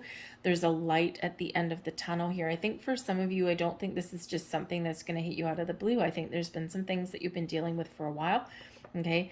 And now you're either trying to stay positive, okay? Or you are really needing to make a little bit of a change for your mental health and well-being, okay, in this, right? We need to get ourselves out of the darker energy and into the light. And the thing is, the Ten of Swords, you might be making a difficult, painful choice, a decision there, maybe to walk away from something, right? Or to leave behind something in your past. It's like, I don't want to carry all this with me, okay? And I need to look at how I can lighten my load, right? How I can, really look at things a little bit more positively. But yes, it may require making a difficult decision in this energy, but it's all to bring in the new. When we do get the Ten of Swords, this is the end of a difficult time, okay? And the Page of Cups, you're open to new experiences, or you're opening up to a better way. For some of you here, you're resolving some issues, right? Whether it's just internally with yourself or whether it's with somebody else that plays a role in your life, right? You're resolving some issues. The Seven of Swords can be that element of mistrust, of lies, deceits, betrayal, but it can also be where we have one hell of a misunderstanding, right? Where, we think that maybe someone's being underhanded, okay, but in actual fact, they're manufacturing the Page of Cups a surprise. Okay. And sometimes we have that misunderstanding there because we think that someone's being secretive. We think that someone's being underhanded. And in actual fact, they're just doing something behind the scenes because they have something really wonderful, right? And if you think about people that are like planning like surprise parties and things like that, they have to be a little bit stealthy, okay? But the Page of Cups can bring you a little bit of a surprise, right? So there could be something here where there's some massive misunderstanding, okay? But there's something really positive that can come out of that. This can also be things, right, where you resolve something with a relationship, right? Something, maybe someone has lied to you or something like that, or maybe there has been some challenges in a relationship, right? And it's like, we're done with the old ways because there is a new way with that sunrise there to get things back on track, but things got to change. Something's got to be a little bit different. But I do feel for some of you, it's very much an inner journey for yourself, okay? And you're thinking about the things, what causes you pain and grief? Where do you feel as though you're, not in a healthy state, okay, internally or externally, and you're feeling like, okay, this darker energy here, but it's always darkest just before the dawn, okay? So there is an opportunity to change. There is an opportunity to see the light at the end of the tunnel. Okay, so embrace that Page of Cups energy. Your intuition's going to show you the way. Okay, you've got the Scorpio energy, which is highly, highly spiritual quite often. So some of you are just going through a period of spiritual growth, okay, or maybe you're evolving in some other way, and there is some fresher, lighter, and brighter and happier energy that's on the horizon there for you. So, yeah, some of you there, you may have lost, because this sixth house has to do with pets as well. You may have lost a pet not that long ago, and maybe now you're surprising yourself with that Page of Cups. Or maybe someone does surprise you with a new pet, right? And even though there's still like some grieving for the old, and maybe you're like, I don't know if I'm ready for a new one, and maybe as soon as you do find one that sparks that little love interest in your heart there, then you might be opening yourself up to a new pet, okay? And sometimes it's hard to let the old one go, but they will forever live in your heart. All right, so let's get some more messages out here for you. And we have the magical symbol for the Tree of Life. True wisdom and making good choices in life. And your Tree of Life is how everything is connected. It's how we grow. It's how we evolve. All right, so embrace that Tree of Life energy. There's your next card. I enjoy the serendipity of life. The unexpected can be wonderful. Well, that's interesting because the Page of Cups quite often does bring us something that we didn't quite expect, a little bit of a surprise. So you might not like surprises, okay, but there might be something very wonderful coming in there for you, even if you just surprise yourself. We have angel number for you, master number 22. Love this one. I am aligned. You are in possession of incredible creative powers.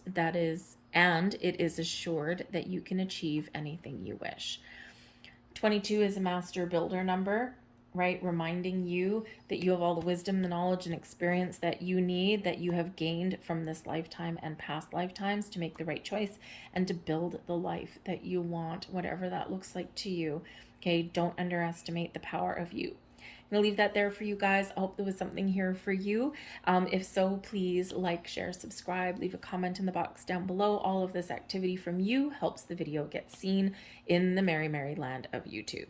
So I thank you so much for watching. I hope you have a magical new moon, and I will see you guys next time. We're moving on to Capricorn. Well, hello there, Capricorn. Welcome to your new moon and Taurus reading. This can be kind of fun for you guys. Love the 5th house energy. So this new moon is occurring in your 5th astrological house ruled by the Sun and Leo. And it's all about pleasure and fun and joy and doing things that you love, creating something that you love. This brings in some love and romance for you in this, and also your ability to express yourself. Now, it can also sometimes bring in a little bit of drama, okay, being Leo and the Sun energy, a little bit of fiery energy there for you, okay, but you could be finding new ways and trying new things that do bring you some fun and joy and happiness and pleasure into your world. Maybe you're meeting new people, you might be trying new things, right? Doing something that's a little bit outside of your comfort zone, but that can be very rewarding for you. So embrace all of this wonderful energy. Some of you might get a little bit of a surprise at this moon, right? You might get a person that surprises you. You might meet a new romantic connection.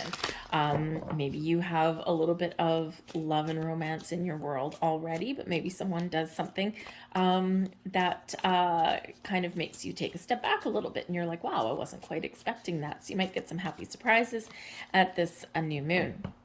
Okay, but whatever your situation is, embrace the love and joy and happiness and abundance that is all around you, and don't forget to have a little bit of fun. Okay, so let's see what we've got coming in here for you. We have Gemini energy, clear your mind. Okay, great time for you to take a step back, to let things go, and just infuse a little bit of love, laughter, and joy into your world. Clear your mind is all about like wiping the slate clean, letting any negative thoughts or anything like that go by the wayside. This is about gaining clarity, and of course the new moon can bring you clarity and insights about things here as well. So maybe you're just making some decisions, maybe you're trying to figure something out and you're like, aha, I have a eureka moment, right? So take a step back, clear your mind, spend a little bit of quiet time with yourself, maybe make some decisions. And of course, don't forget to set some intentions as well with this new moon. And you've got all this high vibe energy all around you, helping you to create a little bit of magic in your world.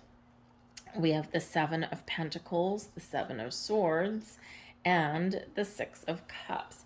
All right, so interesting. Now, the 6 of Cups can sometimes be a return card.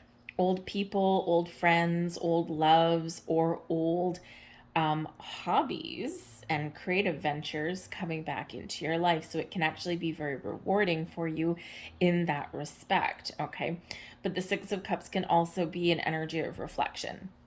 Reflecting on the past, enjoying the moment in the here and now, and making plans for the future. Just remember in the 6 of Cups energy not to get lost in the past, okay? And remember, memories are fickle, right? Recollections tend to vary, and sometimes we either look at the past with rose-colored glasses and we only remember the positive things, right? Because, the challenging ones are sometimes something we just don't want to think about. So sometimes we do have that rose-colored glasses, a little bit of nostalgia, okay? But sometimes we can also remember just the negative things too as well, right? So there might be something here that you're revisiting from your past in some way, okay? But yes, you may possibly have a second chance at something, or someone may come back into your life, or an opportunity may come back around again, but you're unsure of what it means, right? So you're in this reflective energy, this reflective state. We've got the 7 of Pentacles here as well, where you are reflecting on something possibly here also.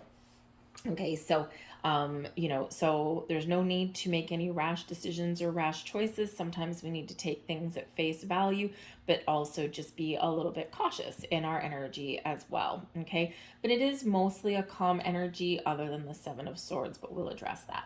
So we do have the Seven of Pentacles, right, which can be a time of harvest for you. This can be things coming to fruition for you a little earlier than expected. So this can be those investments that pay off faster than what you thought. This can be you contemplating, is this the right time to take money out of my bank account, or, do I leave it where it is? So you might be doing some financial planning at this time.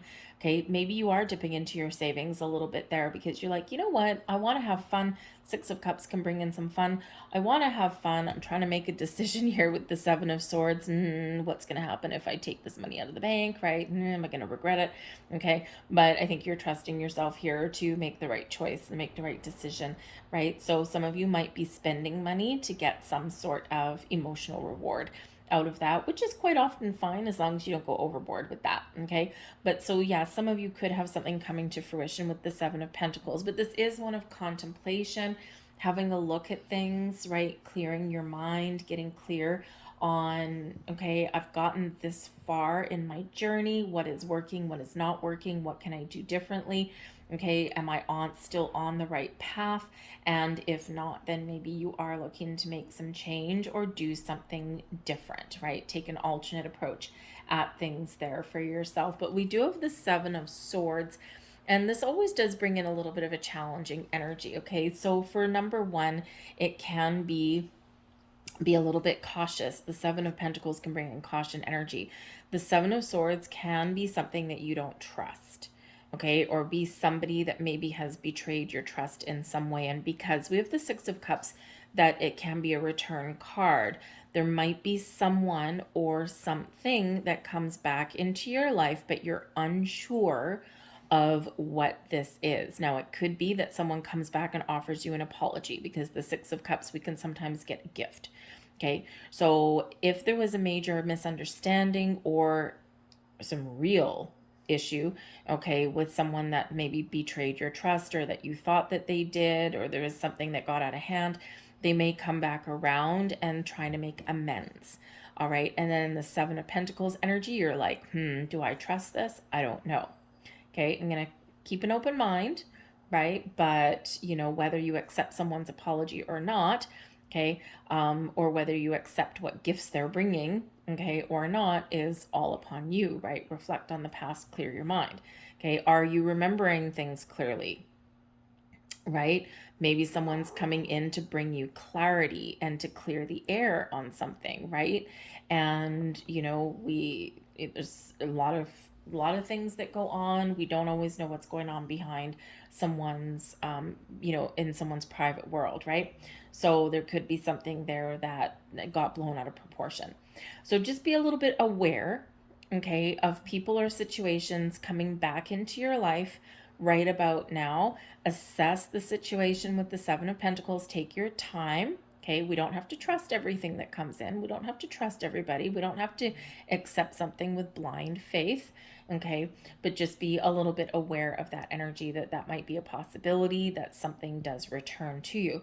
Now, this can be something that returns to you and you're trying to decide here with the Seven of Pentacles and Seven of Swords, is this real?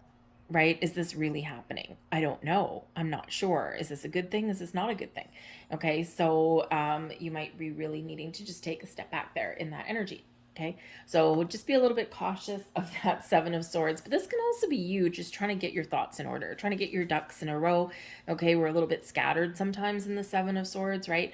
It's like, I'm trying to stay positive. This is what I want. But then we're always kind of looking back and going, but what about that? I don't know. I'm just a little bit unsure. So sometimes we can be not so clear in our convictions with that, right? Because you need to trust yourself to make the right decisions. And sometimes we're not in that energy. Okay, so clear your mind and get that focus here. But the Six of Cups can very much be an energy of having fun, being present, living for the here, living for the now. Okay, being thankful and grateful for everything that's in your life and everything that is yet to come. This is where we do the things that give us the pleasure and the joy. This is where we pick up a hobby. This is where we go out and have fun with our friends. This is where we spend time with our children, because we need to ultimately nurture our inner child, right? That inner child is thirsty and is hungry for some love and some attention. So do something a little bit fun at this new moon, okay? Or at least make those plans. All right. So let's get you some more cards out here and see what else that we've got. We're gonna get one more over here. Get a little angel number for you, and a little bit of squealing of tires outside. I have the window open. It's hot where I am right now. We're got about a week of warm weather. Yay! It's been raining for God knows how long. So a little bit of sun is good, but it's warmed up very fast. So I have the window open, so I do have a little bit of vehicle noise from a couple blocks over. Anyway, we have the magical symbol bringing you self-confidence. Beautiful. Strong self-belief and a sense of worth. Okay. Wonderful symbol and activation there for you. There is your next card. I choose to nourish myself and enrich my life. Yes, indeed. Okay. Do the things that give you pleasure, joy, satisfaction, and fun. 6 of Cups. All right. And we have number 88, beautiful. I am wealthy. Yes, wealthy and abundant indeed. You are on the cusp of a prosperous and abundant spiritual life. You will find numerous opportunities for success and achievement, all of which will bring financial and material abundance into your life. I am wealthy. And we like that one. Okay, so open the doors for something new, or even look at the possibilities of trying something again. I'll leave that there for you guys. I hope there was something here for you. And if so, please like, share, subscribe, leave a comment down the box below. Lets me know that you resonate with the readings, but it also, of course, helps the video get seen, that user interaction in the world of YouTube. So I thank you for watching. Hope you have a magical new moon. We're going to move on to Aquarius. Hello there, Aquarius. Welcome to your new moon in Taurus reading. Now, this is occurring in your 4th house. It seems like there's been a lot going on in your 4th house, but this is all about your home. Some of you might be moving to a new house, a new neighborhood. Maybe you might be buying a home, renting a home. Maybe you're moving in with somebody. Okay, there might be something going on there. For some of you, maybe you're just sprucing up your home environment a little bit. Maybe you're bringing, because it's Taurus energy, maybe you're planting a garden. Maybe you're bringing the outdoors inside, right? If you don't have a garden, maybe you're going to get some house plants and things. This can be where you're doing some spring cleaning, refresh your home environment, maybe paint the walls, rearrange the furniture, get rid of clutter.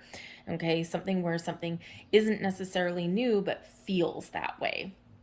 Okay, this does bring in a sense of safety, security, and a good, strong, solid foundation in your world. Okay, so maybe you are just getting this kind of, I've got my feet on the ground. I'm feeling good where I am right now. I'm settling in. Some of you did move house around March, maybe even April, and this is where you're finally settling in. It's like I got my drawers unpacked, got my closet organized, got my kitchen done, I got things in storage.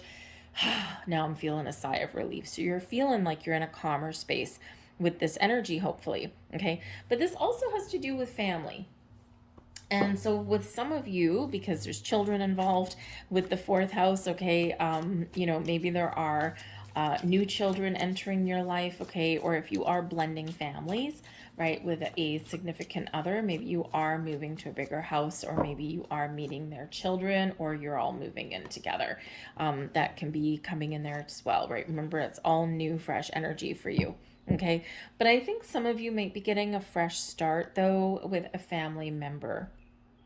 And this can represent a parent, okay, or maybe even making amends with something that happened from your childhood somewhere, okay, because children and youth do come into play, but it can also be your childhood and your youth. All right, so maybe you're clearing the air on something, or maybe you are coming to the point with somebody, your mother, your father, that kind of thing. With quite often the mother, the nurturing parent, in this, not that fathers aren't nurturing, okay, don't get me wrong, whoever would be the more nurturing parent in your world. Sometimes that's mom, sometimes it's dad. Okay, but this can be where you're maybe getting a deeper level of understanding of where they were coming from when they were raising you. Okay, and we know what we're taught, right? And sometimes our parents, we don't have a handbook, right? And sometimes our parents are just doing the best they can. And sometimes they have their own inner demons that they've been working through. So you could possibly be just kind of wiping the slate clean a little bit, okay? Or looking for that fresh start, right? But maybe you are spending some time with some parents, and maybe even with children and siblings at this time as well. So all centered around your home, your family, your sense of security, okay? Your private life, all right, is all here. But there's fresh, exciting energy coming in. We have full moon in Leo energy. Go wild. Wow. Well, Aquarius, it's time to cut loose. It's time to get footloose and fancy free. It's time to follow your passion and your goals and your dreams there, to go a little bit wild and crazy. Sometimes, Aquarius, you can be like the life of the party kind of thing, and sometimes you can be a little bit conservative. So this is a time to have some fun, to create the life that you want. For some of you, you're making some wonderful positive changes. The Leo energy is all about taking pride, taking the lead, right? The courage to persevere, but also to embrace kind of your wild side there as well, and to have a little bit of fun. Okay, and with all this fourth house energy that we've had in here for the last little while for you guys, right? It's all being kind of very serious a little bit. And so now is the time to break free of that a little bit and kind of shake it off and enjoy yourself. Okay, we do have the Emperor, we've got the Five of Pentacles, and we've got the Knight of Pentacles here as well. Okay, so I think some of you are really looking at your world right now and thinking, how can I make it better? Okay, the Five of Pentacles is a very challenging energy. No matter how we look at it, it brings in stubbornness, it brings in our refusal to see our possibilities and our potential. It is one of feeling like nothing's happening, like we're left out in the cold, or that things aren't where we want them to be, right? It is a fairly negative card with positive things that are positive that are available to us, right? But because it does bring in this stubborn energy, we can't always see it, and we're not always open to it. So there's a little bit of closed off energy, but I feel you're breaking out of that. Okay, so if you've been feeling like you haven't been having fun, like you don't have the resources, or something hasn't been where you want it to be, I think things are very much going to turn around for you here at this new moon. It's a big turning point for you, okay, and hopefully bringing you in some possibilities, some options, some invitations, some offers, and some success for you. But I feel like here you're taking charge, you're taking lead, you're taking control. We do have the Emperor coming in here, Aries energy, but it does bring you stability, success, and security in your life. Of course, it is a card number 4, right? So this can be very much centered around your sense of stability and security around your home. Again, maybe some of you are buying a new home, blending homes, blending families together, that kind of thing. Something hasn't been where you wanted it to be, and now you have the potential to turn things around here, okay? But we do have the Five of Pentacles. Now, the Five of Pentacles, yes, can be that lack mentality. Like, I don't have this hasn't gone in my favor, right? It can be a stubborn card, right? There's help and resources available, but we haven't asked for it because maybe we're feeling a little bit closed off. So with the Five of Pentacles here, it can certainly represent something that you're trying to like claw your way back out of, okay? But the Five of Pentacles, yes, it can be something you don't have, but you want it, right? So it's like sometimes we have doors closed in our face before one opens. And so I would expect a little bit of shift in that energy there. Okay, so if doors have been closing in your face, the Knight of Pentacles and with the Emperor there's a door opening for you somewhere. Okay, but the Five of Pentacles can be where you spend some money, especially the Knight of Pentacles there, where you spend some money, but you actually gain something out of that expenditure. Okay, so it's like it can be an unexpected bill. Okay, but it can be something here that I feel that you've planned for and that you've saved for. So for example, right, because we do have your 4th house and it does represent your home, okay, and it can be this energy you've planned and you've saved to buy your own home, and now as soon as you buy your home and you sign that contract and you get that mortgage, boom, your bank account feels depleted because you've had to put forth your deposit and that kind of thing, right? But it's a positive thing for you. because it allows you to move forward in a healthy way. Okay. This can also be where, maybe your home environment, that kind of thing, isn't what you want it to be, right? There's something not right about it. It's in chaos, it's in disarray, it's filled with clutter, all that kind of, you're not feeling safe and secure in your home. And then boom, the Knight of Pentacles, you're doing something about it, right? You're shifting that energy around, maybe spending a little bit of money to get yourself feeling like, yes, this is where I belong. Right. So, and again, and believe me, I'm Aquarius myself, right? And I spent all of March moving. I had the luxury to be able to do that. It cost me some money to do that, but anyways, that's okay. But I spent so long decluttering and all that kind of stuff. And, by the time I finished moving, I had boxes everywhere and whatever. And it was only a week ago. It was only like last week that I finally got things put away. And now I'm feeling like, yes, this is my home. It feels like home now, right? So you could be doing stuff like that, right? And it's like, I need to get my stuff in order here because I need to feel like this is a home. So you might be spending a little bit of money. You might be planting something in your garden or something inside, right? You might be just putting all away your boxes or getting unpacked and all this kind of stuff if you've been moving. Okay. And then this makes you feel, whew, I can move forward again, right? So, because we can get a little bit stuck in that Five of Pentacles energy, but it's not always bad, but it always is kind of like a depletion of something. Okay. But in order for us to move forward. Okay. So, something positive could come out of that. But we do have the Knight of Pentacles. So patience and planning is rewarding. Okay. So you're being rewarded. There's something here. There's an offer, an opportunity, or you're spending money that does bring you reward. Okay. The Knight of Pentacles is, the Knights are always on a quest, right? So maybe there's something that you want. Okay. And now you've got the energy to do it, right? You're opening new doors. You're moving forward. You're putting a plan in place, and that plan, that strategy is paying off. Remember, you've got the Emperor there, right? You're at the top of your game, and whatever you want to change, whatever you need to overcome, these doors are opening for you. For some of you, that Knight of Pentacles, you're getting something that you've been waiting for a long time. Okay. This could be a job opportunity. It could be the house that you've been looking for. Okay. Or maybe a level of commitment in a relationship that you've been waiting for as well. Okay. But whatever it is, patience, due diligence, attention to detail, and putting one foot in front of the other, all of this is going to be rewarding for you, and it's going to pay off for you. Okay. Now the Emperor can also quite often be an advice card. So maybe there's someone around you that can give you some advice. Okay. And again, the Five of Pentacles can be that there's help and support and guidance available for us, but we're too stubborn to ask for help or advice or guidance or support. And the Emperor says, hello, I can help you. Okay. So maybe we need to put our pride aside a little bit. Okay. Leo energy can be about pride, and pride goeth before the fall, right? And so don't be too proud to ask for help or to admit that you don't know something or that you need a little bit of guidance for something. The Emperor can also represent a head of a household. And again, maybe there's been something challenging there with one of your parents, okay, or something from your youth.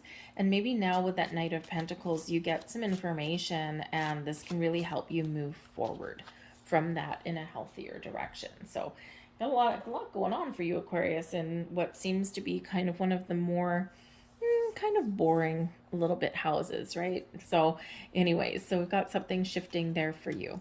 So we have goddess energy. This is beautiful, magical symbol there for you, highlighting the goddess energy and bringing you healing feminine energy. And yes, if ever there's healing needed, it's when the Five of Pentacles shows up. Beautiful. We've got star, and I love this, of course, because you guys have the star card, but this is the magical symbol of star.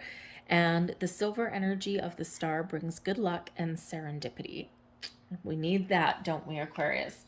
All right, here is your next card, your next message. I assess matters carefully and discern wisely. And that's that Emperor energy coming in, right? Always about the plan, always about the strategy, always about looking at the big picture and then making a decision what to do, right? And your final message, it's card number 27. and I am expressive. Your mind is wide open and you are tolerant and compassionate towards all ways of life. You value freedom of expression and want to improve the conditions of people, whether in your community, country, or the world at large. I am expressive, right? If you don't have a good environment and good people around you, that just doesn't work for you, does it, Aquarius? Okay, so this is a great time for you to expand your horizons, okay, and to get yourself where you want to be. So I'm going to leave that there for you guys. I hope there was something here for you. If so, please like, share, subscribe, leave a comment in the box down below. All of that lets me know you resonate with the reading, but it also, of course, helps other people see it in the merry land of YouTube. You interact with the video and more people get to see it. So I'll leave that there for you. I hope you have a wonderfully magical new moon. I thank you for watching, and we're moving on to Pisces. Pisces, hello, welcome to your new moon in Taurus reading. This is happening in your mind. All right, your third house is where this is highlighting for you, ruled by Mercury and Gemini. So communication, your way of thinking, who you interact with, okay, the neighborhoods, the social people that you surround yourself with, okay. Your perceptions might be changing. You might be looking at things a little bit differently. You might be communicating a little bit differently. Maybe you're getting yourself out there and you want to meet new people, but perhaps you're changing how you associate with people in your world, right? Have you been doing a lot of things online? Maybe you want to shift to some more interpersonal relationships. Maybe you're having a look at your social media, right? Because the third house can have to do with technology and your devices. And you might be looking at your social media going, you know what? I need to simplify my life, right? Because this Taurus energy gives us the need to simplify things, right? Things have gotten busy, things have gotten loud, things have gotten complicated. How do we quiet all that down? Okay. And so you might be cleaning up, getting rid of, how many friends do you have on social media, right? Do you know them? Okay. Would you ever have coffee with them, right? Would you ever invite them out for a beer? If not, yeah, maybe those are the ones you're cutting loose. So you might be simplifying your world in your online community that way. But the third house can also bring about new ways to communicate, to get your point across. Okay, maybe you need clarity with something, right? So you're opening your mind, you're willing to learn new things at this time. Okay, some of you might actually feel a little bit inspired at this time to take a course. To learn something. Maybe you're going to learn to do like something with computers, learn some coding perhaps, something like that, right? Maybe you're looking to say, well, how can I make more money? Maybe I need to take a couple of computer classes or a management course or something, because the third house does have to do with your thinking. And, so this can be a little bit of expansion of your mind. But it's also, really looking at things a little bit differently. So maybe you're just looking through the world, looking at through your eyes into the world in a different way than you did previously. And this can bring you some clarity. It can bring you a sense of focus. It can also bring you some deep insights and revelations as well. All right. But some of you might be looking to make some little trips, some little journeys. The third house can represent some travel, and it's usually short trips with the third house. Okay. So maybe a little quick weekend getaway with your friends, or maybe, go back to your childhood city or something if it's not too far away. Maybe there's like a reunion or something like that in there. You might be getting some invitation online. Okay, something like that, right? So maybe just have a little bit of fun that's coming in there. Okay, so all about these thoughts, all about your communication with yourself and others. We have new moon and Aquarius energy here. Open up to change. Aquarius, of course, is all about trying new things, opening yourself up to new experiences, learning new things, getting yourself out of your comfort zone, and also looking at your future. Aquarian energy also does bring technology into the mix, and with your third house representing some devices, some of you are getting a new computer, maybe you're getting a new phone, you're upgrading your computer equipment in some way. You might get some very interesting communication via technology. So text messages, emails, that kind of thing. I also do think some of you here in this energy, you might be changing how you communicate with people. So maybe if you've been very tied to your devices, maybe you're realizing that, you know what? I think this online stuff isn't doing it for me anymore. And I'd rather talk to somebody face to face or talk to somebody on the phone rather than sitting there with my thumbs, messaging them back and forth. So perhaps you are changing and evolving how you do communicate with people and how you use your devices in that way. And we all know the misunderstandings that can occur in the written word, right? People tend to read a text message or an email based on how they're feeling at that time, and not necessarily doesn't necessarily have that proper correlation with the written word. You can say something to somebody in a text message, something like, "What are you doing?" And if they're in a really good mood, they're like, "Hey, what's up? How's it going?" "Oh, I'm not doing much." But if they're in a bad mood, or they've had a day where they feel like everyone's come at you and you come out with them, "What are you doing?" They might take it as being accusatory, right? Like, "What are you doing?" That kind of thing. Because in that written word, we don't have facial expressions, we don't have any other body language, we don't have tone of voice. So there's nothing else to associate that with other than how we're feeling. So maybe you are evolving in how you do communicate with people. So that can be a very big turning point for a lot of people. We've become very dependent on our devices for communication, and it doesn't always go well, right? It really doesn't always go well. So maybe that's something that you are changing and evolving. But whatever your situation is, open up to new energy, open up to new opportunities, and welcome in some new exciting opportunities for change. We have the Seven of Wands, the Nine of Pentacles, and the Ace of Cups. Well, opening up to change indeed. All right. The Seven of Wands can, of course, be that energy where you feel like you need to take a stand because everything's coming at you. So maybe part of the new that you're doing and part of the changes that you're making is having a look at people and situations around you and looking at the big picture and saying, where do I need to put up boundaries? Who is trying to take advantage of me? Where do I feel like I need to put my walls up? Where do I feel like I need to be on the defensive or defend my actions? And so you might be putting up some boundaries there. You might even be wanting to give yourself a fresh start, right? A new environment. And especially because this has to do with your social life, your community, your devices, all that kind of thing, right? Maybe you find yourself constantly needing to defend yourself, like on social media platforms and that kind of thing, right? Or maybe even your people that you surround yourself with, right? And the thing is here is that sometimes people try and come at us, right? Because number one, people have opinions about everything these days, right? Even things they don't know about, but they think they do.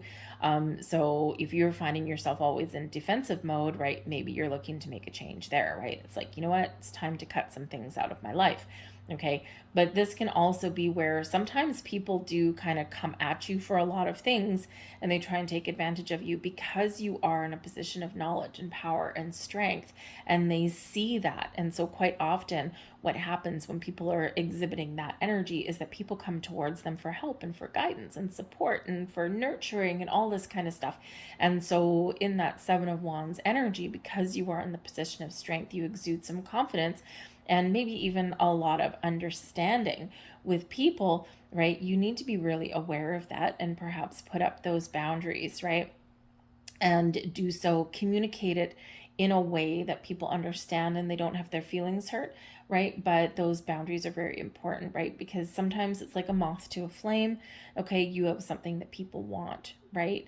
And it's not necessarily that people are trying to take advantage of you, but it is tiring and draining nonetheless, right? So, so embrace that energy of standing in your personal power, put up your boundaries, right? Face your adversaries head on, so to speak, all right, and to resolve issues. Now, for some of you here, you might need to speak up and stand for what you want and for what you believe in. All right. And so for some of you here in that energy, okay, you have the ability here to make some very positive change somewhere in your life, right? For some of you here with the Seven of Wands, we do quite often need to advocate for ourselves or others. It's like, this is what I deserve, this is what I want, okay, and this is what is, what is supposed to be coming my way.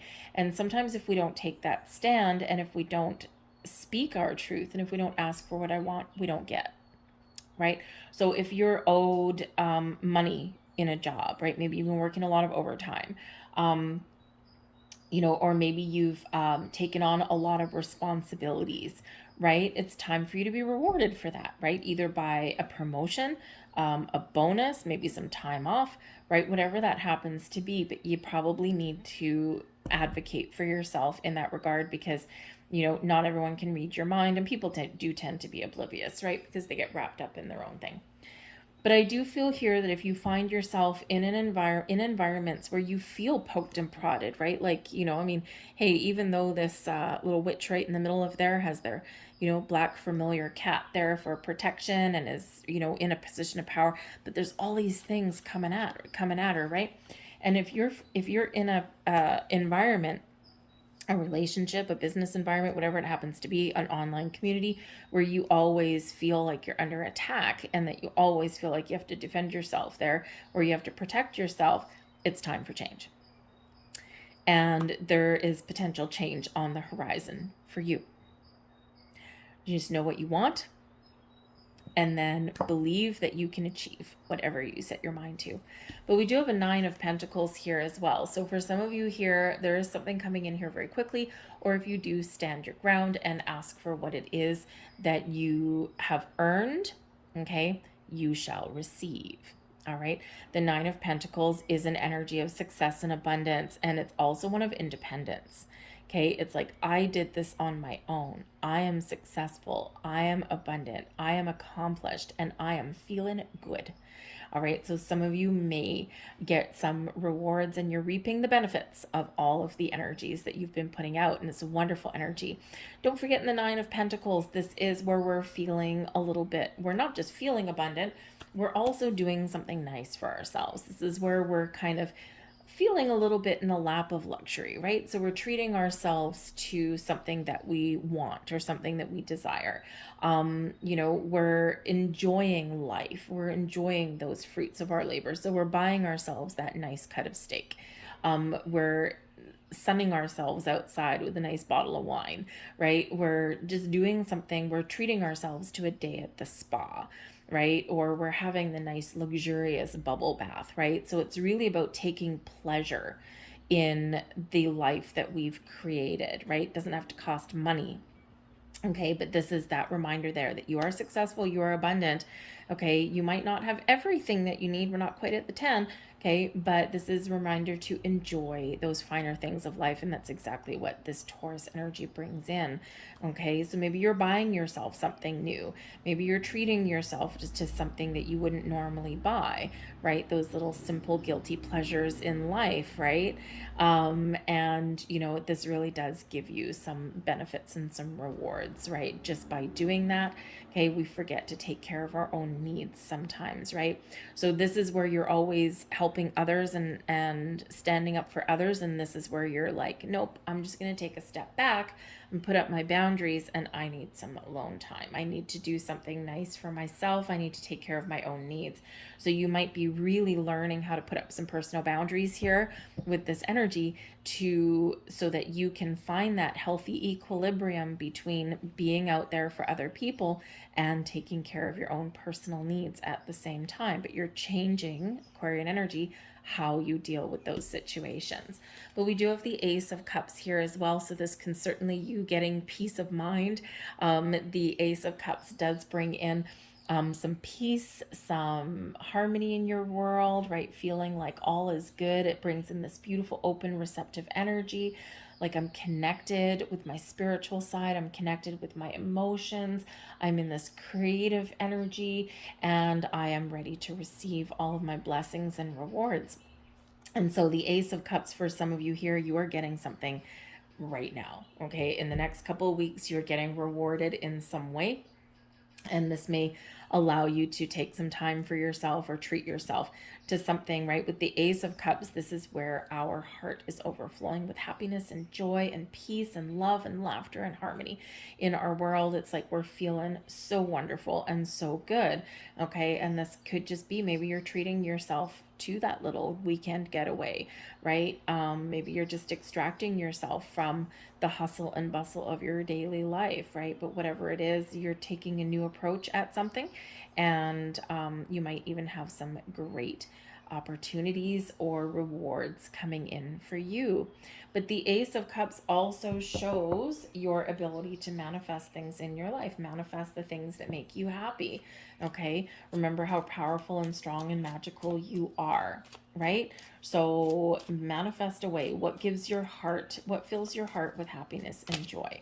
Is it people? Is it money? Is it opportunity? Whatever that looks like for you, that's all available for you right now.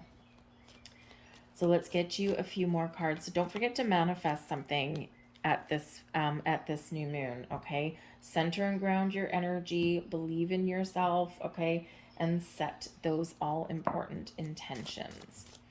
So let's get your last, thank you very much. That's awfully too many. Let's get some last cards for you guys. Thank you. Okay. So we have a magical symbol, beautiful magical symbol to break bad habits. Yes. And those are those boundaries sometimes. Self-acceptance, excellent mental health, and letting go of vices. All right. We also have here for you, we have, I seek truth and act upon my realizations. Okay. And there's that one there. And we have, I seek balance and grounding. Okay. Yes. And there's a balance in everything. And when we're out of balance, we're out of alignment, we feel loopy, right? We don't feel good. Okay. So this is bringing you in some very grounded energy. Final message, we've got master number 22. I am aligned, beautiful. You are in possession of incredible creative powers, and it is assured that you can achieve anything you wish. I am aligned, okay?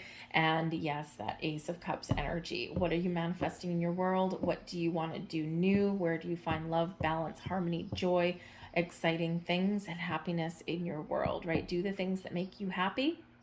And if you're not in an area or in an environment or with relationships that make you feel good, you're always feeling on the defensive, time for a new start. I'll leave that there for you, Pisces. I hope there was something here for you. If so, and if you resonated with this reading at all, please like, share, subscribe, leave a comment in your box down below. Of course, that does let me know you resonate with the reading, but it also does help break the YouTube algorithm to get more people to see the video. So I thank you guys all for watching. I hope you have a magical new moon, and I will see you next time. Bye.